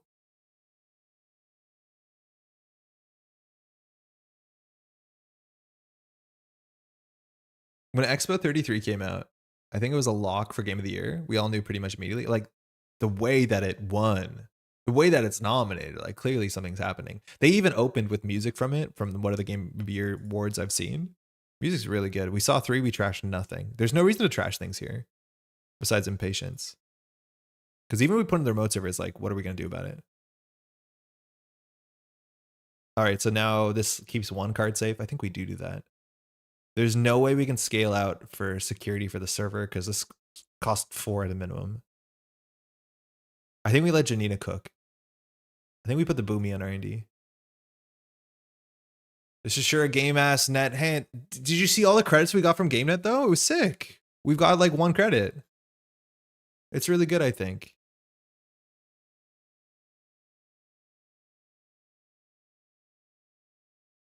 Got him. Cultic Chapter 2 is like the best FPS game I've played in a long while. I guess some people could dislike it as less ammo. I think they were complaining specifically about the level construction. But like seriously, I'm super stoked that you think it's good. Rest my fingers asleep so that tomorrow I can train to type 1 word per minute faster. There's 365 days a year. You train 1% every day. It's 365% better. Why are we playing GameNet of all the IDs? It's something to do with Geoff Keighley. At this point, I think the joke, we've lost it and it's never was funny. But I mean, we should lose now. Like, we have literally 0 agency in this game. How do official events usually work in this game? People do 1 game as each role. Opted Persona. So modernly, yeah, we play single-sided Swiss. So you still bring 2 decks. But when you play against somebody, you have 40 minutes, and then the tournament software will say you're playing Corp, your opponent's playing Runner, or whatever, and you have 40 minutes to play a game. That is the modern way of doing it, and then the next round, you'll be playing the other side, so as the tournament concludes, you should be playing an equal amount of Corporation and Runner, and you'll never play against the same player twice, playing the same side each time. So you can play against the same player with different sides. All that being said, back in the day, we used to play double-sided Swiss, so you had 65 minutes, and you'd sit down against an opponent, and you have 65 minutes to play 2 games. Most everyone is a bigger fan of single-sided Swiss. I think it's a huge success. 3 mantles. Yeah, it's good. It's good. GameNET has fired once. Yeah, we cordoned. It was sick. Draw. Oh, God. Whoa, there's 8 points and 14 cards. I mean, it's not looking great for us. He knows we have the tranquility. I think we just get the money. Actually, you know what? Endpot's not that bad considering breaks for 3. Seraph on RD, something here? Nah, he just bypasses it with after image. Doesn't do anything. Critical Mass for Sentries with 3 mantles, a Trickster, and a Simulchip, and like Chromatophores. I don't know if it's gonna do anything. Because for what it's worth, Boomy, you don't have to use 2 stealth. You can not only click it, but you can also just like spend 1 stealth. You can save a stealth on it because you don't have to bypass it. You can just break it. But let alone like you can click through this. It doesn't matter. There's nothing else that Tron needs to do on his turn.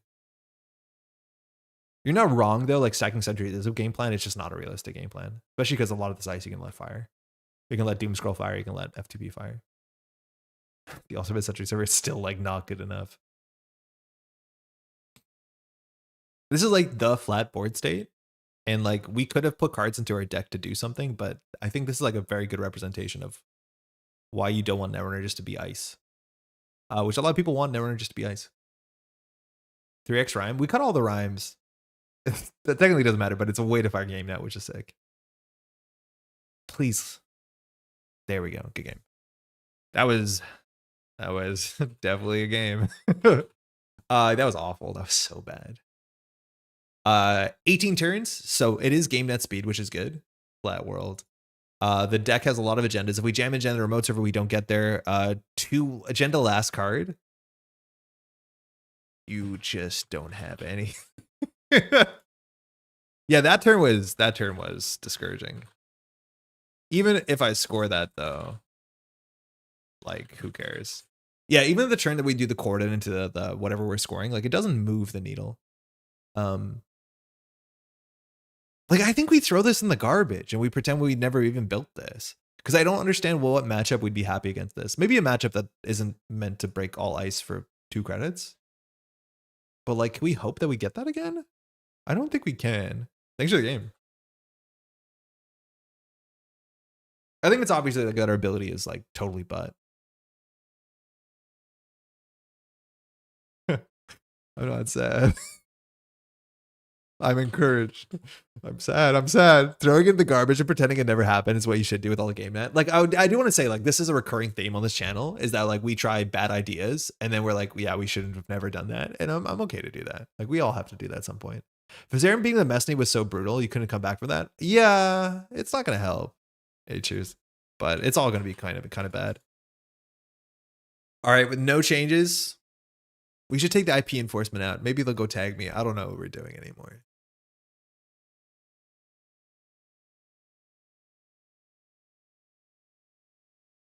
At the end of the night, my typing speed will be faster. That's the most important thing. I feel like when I play Netrunner, I just want to play Zwicky. I just want to play Fast Advanced Zwicky. It's just fun. You have agency. The buttons happen. I'm sure getting sad over decks is good for engagement at least. I mean, you don't want to be a misery hole, but it's kind of... Oh, Padma, okay. I think we might get another big decoder. Surely we slot a game over for the theme? Yeah, maybe we should actually. And this is what I mean. Why were all the GameNet cards so miserable? Like, we have this beautiful thing to explore video games and we end up with like game over. And I don't mean like in terms of theme, I mean mechanics. Anyways, welcome to my TED Talk. Nobody's forcing to play GameNet. We should play Zwicky. Yeah, we'll play Zwicky after this. This Padma hand's okay. I would want an ice with a face check on R&D. We have the Janina into ping combo, which is unbeatable. But we do need ice up so we don't just get like cataloged and lose the game. Draw an F to P or something. Oh, that's good too. Do you think Padma will have 6 credits on turn 1? Thanks, you too. Like, do you think we can just do install next big thing, advance at Cordon, and just say have 6 credits? I'm not serious, but am I? I don't like that this doesn't have a face check.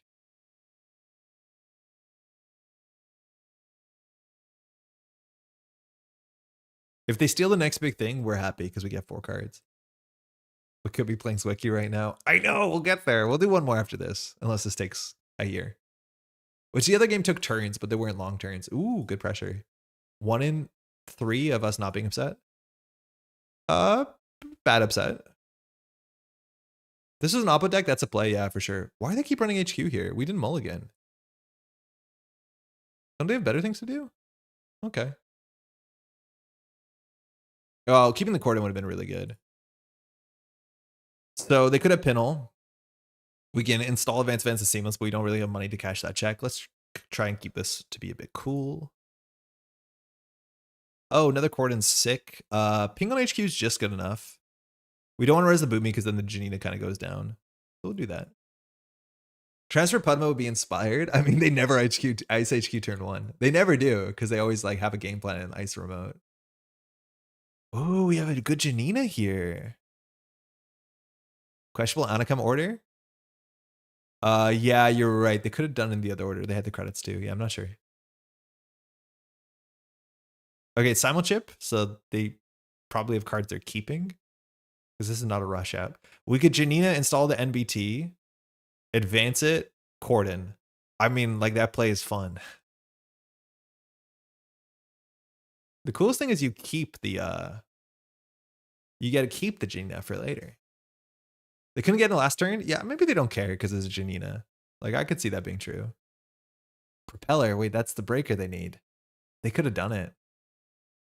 They know we have a Seamless too. So we'll just square this out. This has a good ability on it. Draw 4, shuffle anything back. We have YDLs. But I think they're going to build for a scary board state. And now that Propeller is kind of decent. They have nothing else they can Simulchip to, but we have to watch out we don't overextend. Okay, Revolver. So Messneys are pretty good here. I think we do Janina Messney. Ooh, that's really good too. That's sick. Cordon's such a fun card. Love it. I don't think we next big thing yet because we're not like super desperate. The problem is if we end up resing the Messney here, we actually can't res the Janina. So I think we trash this. They can only break it a couple times though. This is just so that if we res the Messney. Oh no, if they lose a credit, we get a credit with GameNet. Oh, I'm a chump. We could have kept this. I forgot we have GameNet text, which again, I want to be very clear, does not matter. I think we'll go for it. Yeah, we could have done it because if we res this, assuming the face check fires, we'll have the credit for Janina. I don't know what the read that the server is. Oh, that's bad. Why does this keep happening to us? Learning to use Understated, built in trash while installing challenge difficulty level impossible. I don't even know what that means, so that can't hurt me because I don't know what we're talking about. So if we res this, they either break it for 2 and 2 bullets. I think they just managed to kill our Miss and Chest foe for 1 credit. I think we just lose everything here. Yeah, this is not something you can purge. That's fun. We'll just put a Boomy on it. And then they'll just bring it back. Imagine caring about ice. Ugh. This is probably NBT. We're GameNET. I'm reeling Shenros. I'm not happy with what we've become. I don't think we have to do this NBT yet. We just need something for the remote server. We'll start here. We could have put this in the remote server. Not loving it. You know, we're GameNET. We're not having a good time. I know. So this Mestney is bad. If we res the Boomy attached to the chromatophores, they can just simul-chip it back. Yay, hello, David. Hope you're well. We just got back from Maine. Oh, you're back on, you're back out west, huh? How is Maine? I may be partially at fault. I mean, like, only a bit, but not like to the point where I'd be upset.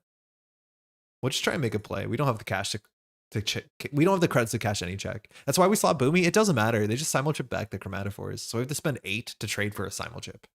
Like, it doesn't make sense. It's totally then the second spin, which is like not very good. But maybe they'll run it. This has to be like a good code gate, I think, is their read. Look at us not doing anything. Okay, that's fine. We can let this one go.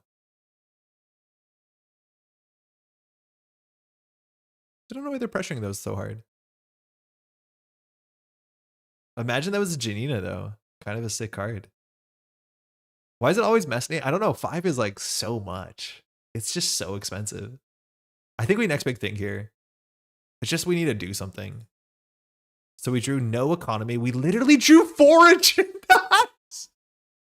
I have never seen that before. I drew, yeah, you're right. It's for cataloger. I've drawn 4 agendas with the next big thing. The heck is this? I'm literally going to shuffle every card from the next big thing back into the deck. Now, it's nice to have some because they are probably on cataloger. But that's so offensive.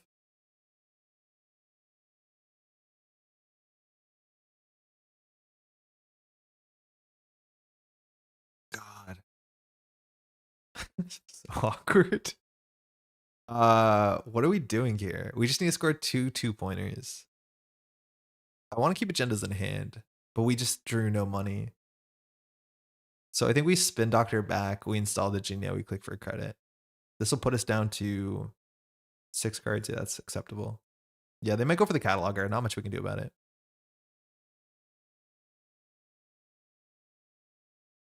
Bummer. Keeping all the Genas and let them steal them. This is your ideal to get quit playing GameNet. But imagine the amount of time they spend, like, you know, when we keep them all and they just keep hitting cataloger and they're like, I don't know what's happening. And then we lose to burn or whatever. Makes me miss attitude adjustment, and that's not a good thing. No, but attitude adjustment was definitely a GameNet ass card.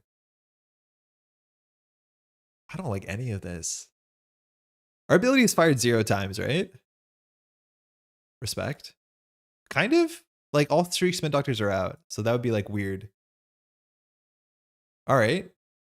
Yeah, they're going to go for it. Ooh, Devadatta, jailbreak. Okay, I don't care. We did put a lot of agendas back. I'm going to say I don't care. But if we res this end pot, we go down to 2 credits. This end pot is threat 2. I think we don't care. Devadatta goes on infinitely, so we need to put an F2P there. F2P is broken for 4 credits. It's pretty bad.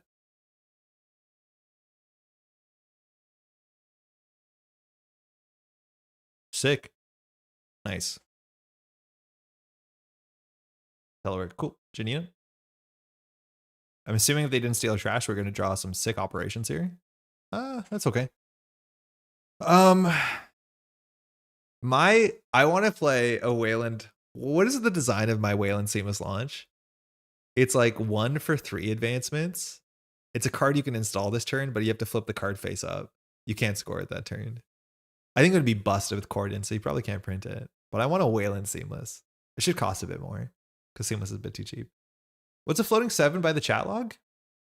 Turn. That's the turn number, I'm pretty sure. That's relatively new. How's it going, droids? What if it's 0 for 2 advancement, but you have to trash your hand? Oh, that's a good one, actually. But you can only, you can't play with no cards in hand. Right? Like, you need at least 3, maybe? I mean, that'd be pretty good. All right, so they're really going for this. I think I'm happy doing this into this. If we click for 2, if they trash the Janina, like Janina's not worth clicking for 2 credits. We'll just kind of keep cooking. And Slash and Bird's a good card, but I want an operation. All right, they do nothing. We do nothing. Classic. They're on 8 credits. We need a lot of Janina money. This is going to be a good turn, I think. Sick.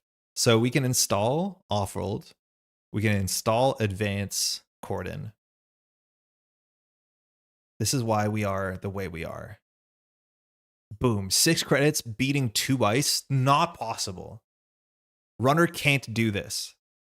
We win in 2 turns. Checkmate. What the heck is this? I'm not ready for that. That's fine. Another top of our ID is clean.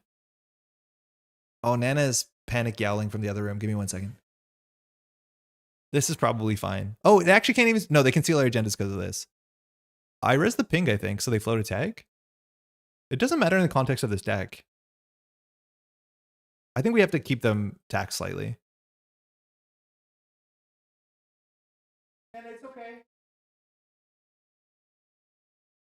I think Maddie probably went to the bathroom to get ready for sleep, and then Nana realizes she's on her own. She wakes up and starts yelling. Seamless, Seraph, Wake Implant, cool. All right, we have a fork here. We can Seamless jam tomorrow's headline. We can... I think that's what we do. We can trash the tele... No, I think we just do Seamless jam, because I think it's the Janina.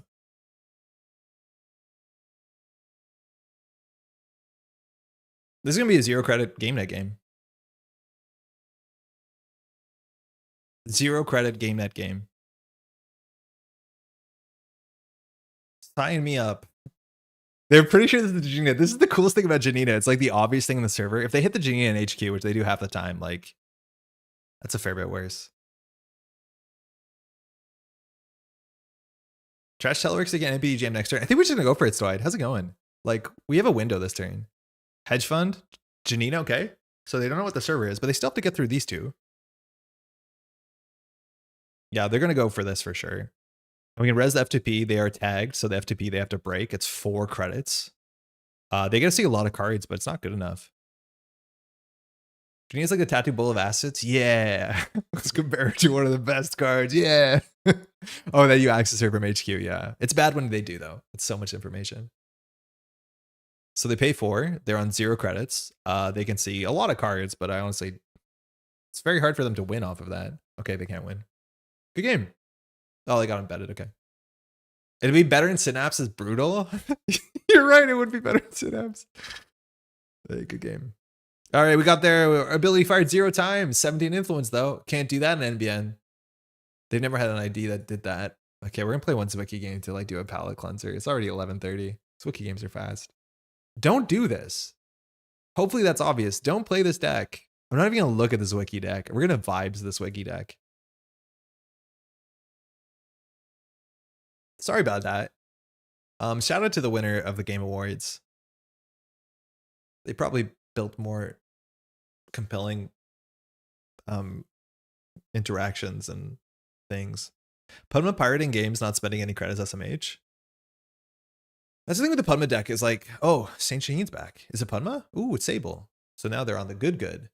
Good thing is we have a reasonable hand. I like this. There are 4 agendas on top. It could be good enough. Yeah, it's unlikely. One of them has to be a 5-3. Thanks, you too. All right, so the Pudma didn't work out. We'll keep this hand. Winchester on HQ is not my favorite. We definitely want an econ card with this, but hey, Maskey is great. Ooh, that's a good econ card, but it usually dies to Pinhole.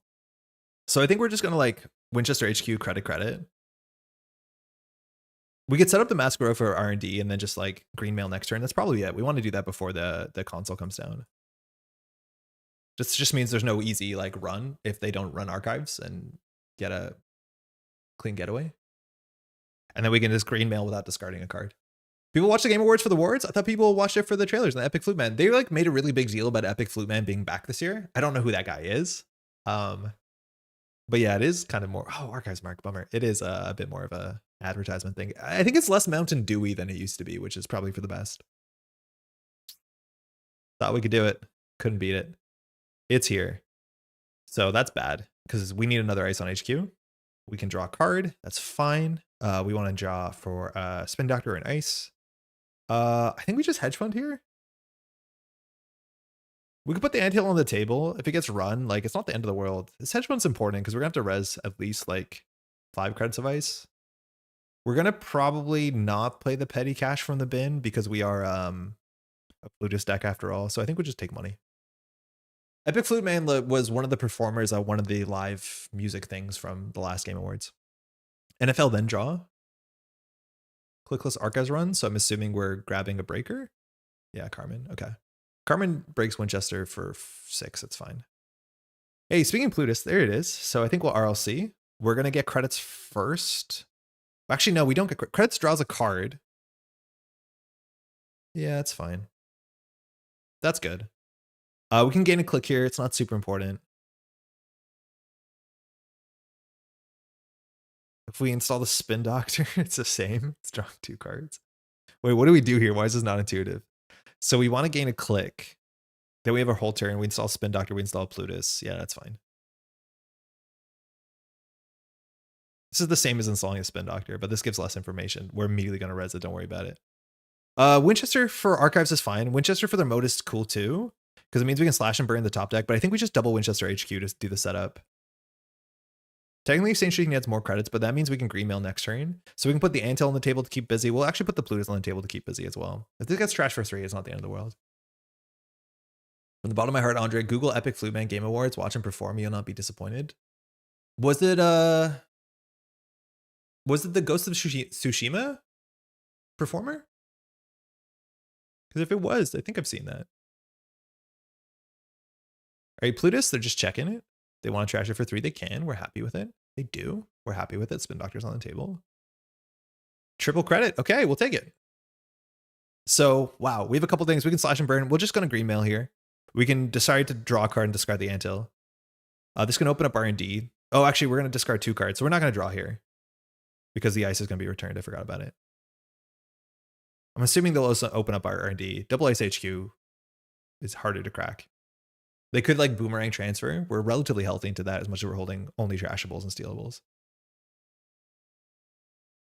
But you actually do have to pressure this so we don't just like slash and burn agendas. This is more important than the unknown card on a lot of board states. He performs with the orchestra and has a new flute every time the camera cuts back to him. Oh, that's actually kind of funny. Yeah, that makes sense. Okay, so we'll just get rid of the Antil. It's not doing anything for us. So R&D mark, you know you're going to get it. Yeah, we got it for sure. Remember the Epic Flute Man's debut. How's it going, Edward, for the 2023 awards because Xenoblade, bit of the melody. Okay, checking archives. Respect, we threw out a card. Clickless run R&D. We're just touching for singles. We're not like really building a huge board state. This deck has a lot of agendas though, so like it is kind of scary. Cheswa is fine.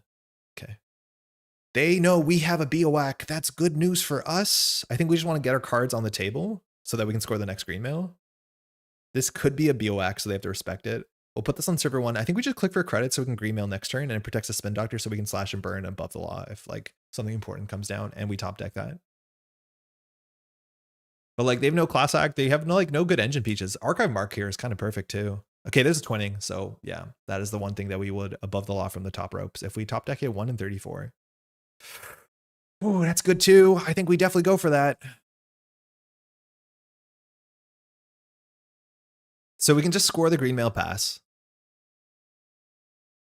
That's fine. We can slash and burn the Eminent, and we can get anything out of the deck and res it. In theory, an Ice on Archives is like pretty good to lock the game. We generally want to go get our BOAX with that. I don't think we put a BOAC on Archives. I honestly don't know. You gotta slash the Eminent. It might not be right because I think we're still gonna be able to do it next turn. And then this turn, if we greenmail, we're not discarding. I guess this gets 2 cards out of the hand, but then it pressures the Spin Doctor. We have a second Spin Doctor. Yeah, we'll just do it. It's just like, I don't know if we do with this. I think we just get remote ice, I guess. Yeah, I guess we do. Yeah, Emnom also has an expendable move, which is like with this hand useless, but we have to do this before, mind you, Sable fires Hermes. So we can install any card and res it for free. So like a BOAC on R&D is going to be pretty good. I think we do BOAC on R&D because we have a remote BOAC. This just loses to reprise, and then maybe this BOAC gets threatened, but you don't even have to do that because, you know, you can just run archives here, which Sable didn't roll the mark, which is good. Cool. Force our hand. We'll do Slash, and red level clearance is like low-key one of the best cards in the deck.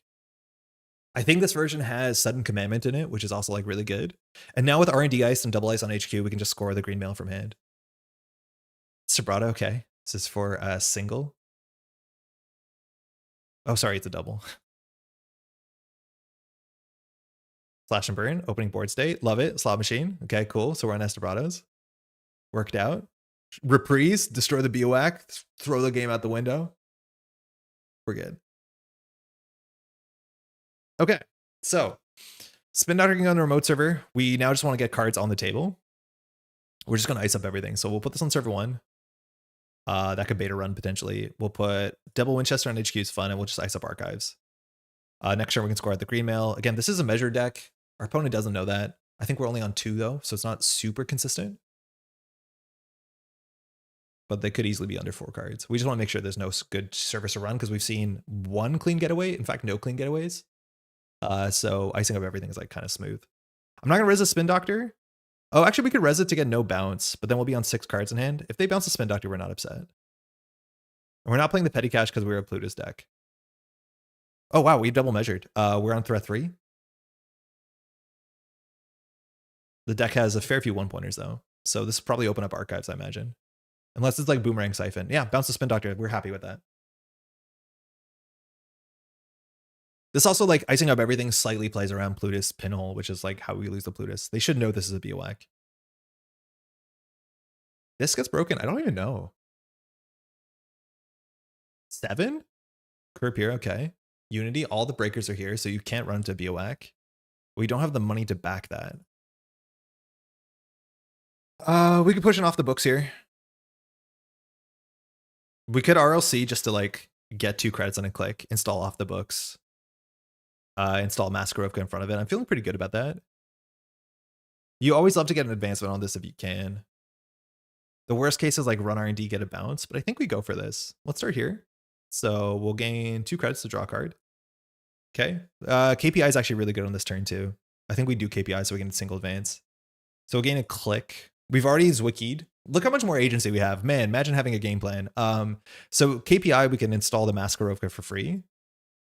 We can advance the agenda. Wow, we have a lot of clicks. Big part of me wants to IA the book. I think we're going to go in the middle. We're going to do this. We're going to do this. So we're going to install a piece of ice for free. And then we're going to advance off the books. And then I think we click for credit. This stuff is actually relatively expensive. And they're going to pressure centrals. I don't think we need the second counter on there. We'll just do this. If that was the case, we should have gone for 2 credits off of this, right? Instead of the advancement. Yeah, I think we lost a credit on this. Debbie, okay, it's a Winchester. This is where I mean our money's going to go this turn. Yeah, the advancement was worth... It's the same, right?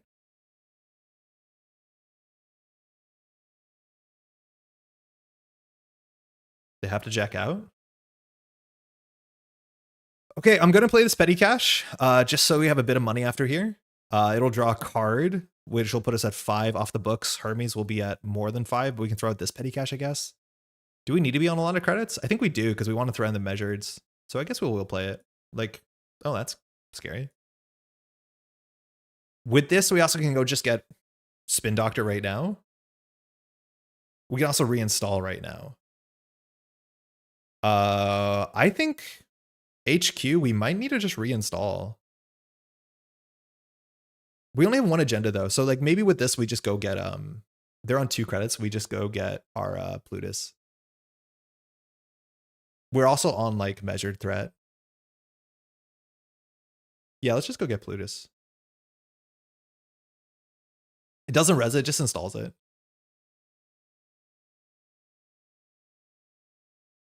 So there's a Plutus here. We can just rip our hand to this. If the above the law sticks, we win. Because we just do Petty Cash or RLC.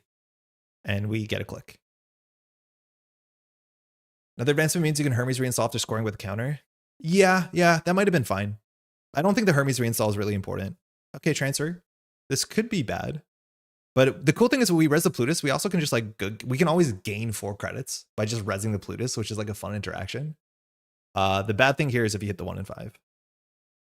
This still gives us enough money, but maybe they'll challenge the remote server. We need 4 credits to res the BOAC for free. So we're actually a credit short of resing the BOAC. Ooh. Measured. They can trash it. Measured. Okay, great. So they have no money on a tag. They trashed 2 measures though, which is obviously not great. But they're no longer scared of this. You can res Plutus to gain a money and draw a card here. Yeah, if we needed to. But it looks like we're gonna win. Oh wait, we only have 3 cards in hand? So we can't win. We can trade a 1-pointer though for above the law to trash the twinning. But if we had 1 more card, we'd be able to trash this. Right? Because we need to trash 3 cards without trashing the above the law. This Plutus trashes every card in hand. So I think we're just going to forfeit the green mail to get money here. And then we'll score at the above the law regardless. You can res Plutus to gain money and draw a card here? Oh yeah, we can. But yeah, we'll lose a point. That's the issue, right? We'll forfeit an agenda. We'll forfeit the green mail. This is on the corpse turn, so we can draw a card here. That's really funny. Close prompt. I clicked it too many times. Then we'll start a turn. Well, Plutus, I guess we'll just do the petty cash. We can draw a card from this. We don't need to. We're going to be on mandatory anyways, so we're going to go up to 5. We'll score the above the law. We don't really care about Hermes that much. Yeah, we should just draw. Oh, never mind. We don't win here, do we? Install green mail. No, that was too many agendas. We'll just nuke the fast advance. Sorry, the multi-axis. That's good. You win? I don't think we do. Install spin and slash was actually like a really cool line. With 4, we can't win. We could have installed spin, installed the agenda slash. That would have cleaned our hand out a bit better. I don't know if they're going to run the hand though. Archives mark helps. Because like they don't have a lot of money. Like maybe they can do 1 Debbie run, but they're only going to see 1 card, so we're likely to win. I don't think there was a way that we could have done. At minimum, we need 5 advancements and 4 clicks. Pinhole for Plutus is good, but not good enough because we have the green mail.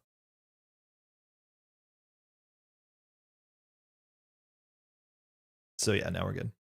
I guess they can do credit card by DMHQ. Oh no, they drew. We're fine.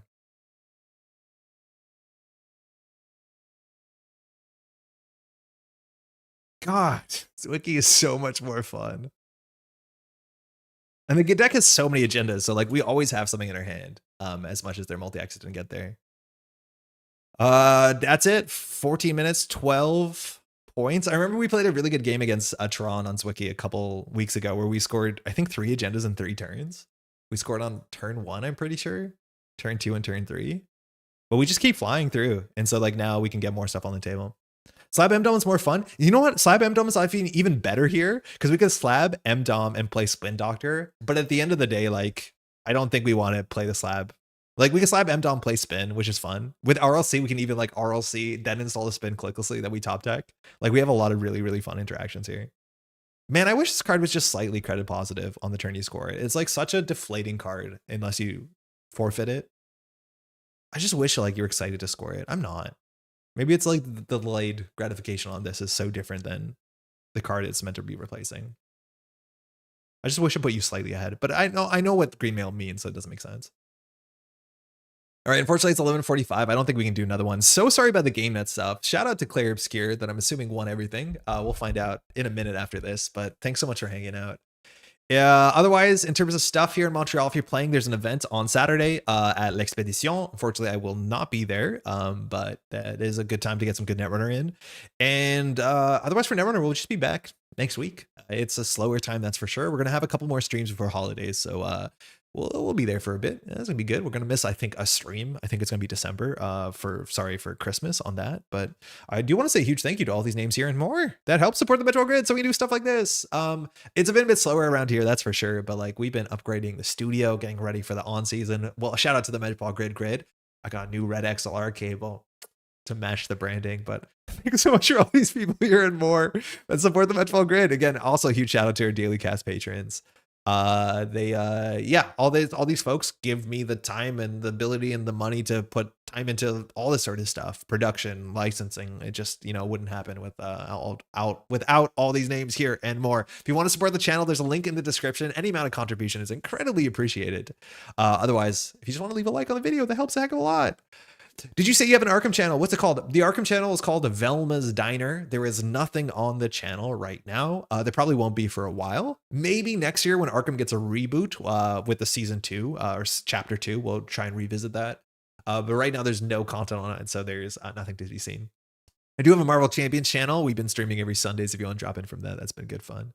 But yeah, Velma's Diner, if you find it, there's like maybe a couple dozen subscribers, but there's no content on it, so you're not missing anything. As soon as there is something, I'll let you know. That's mostly it. Thanks so much for hanging out.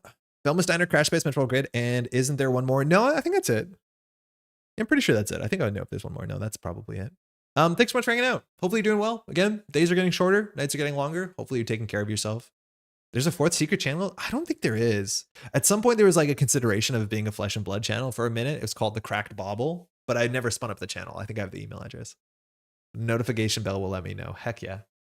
Take care, y'all. We'll see you in the next one.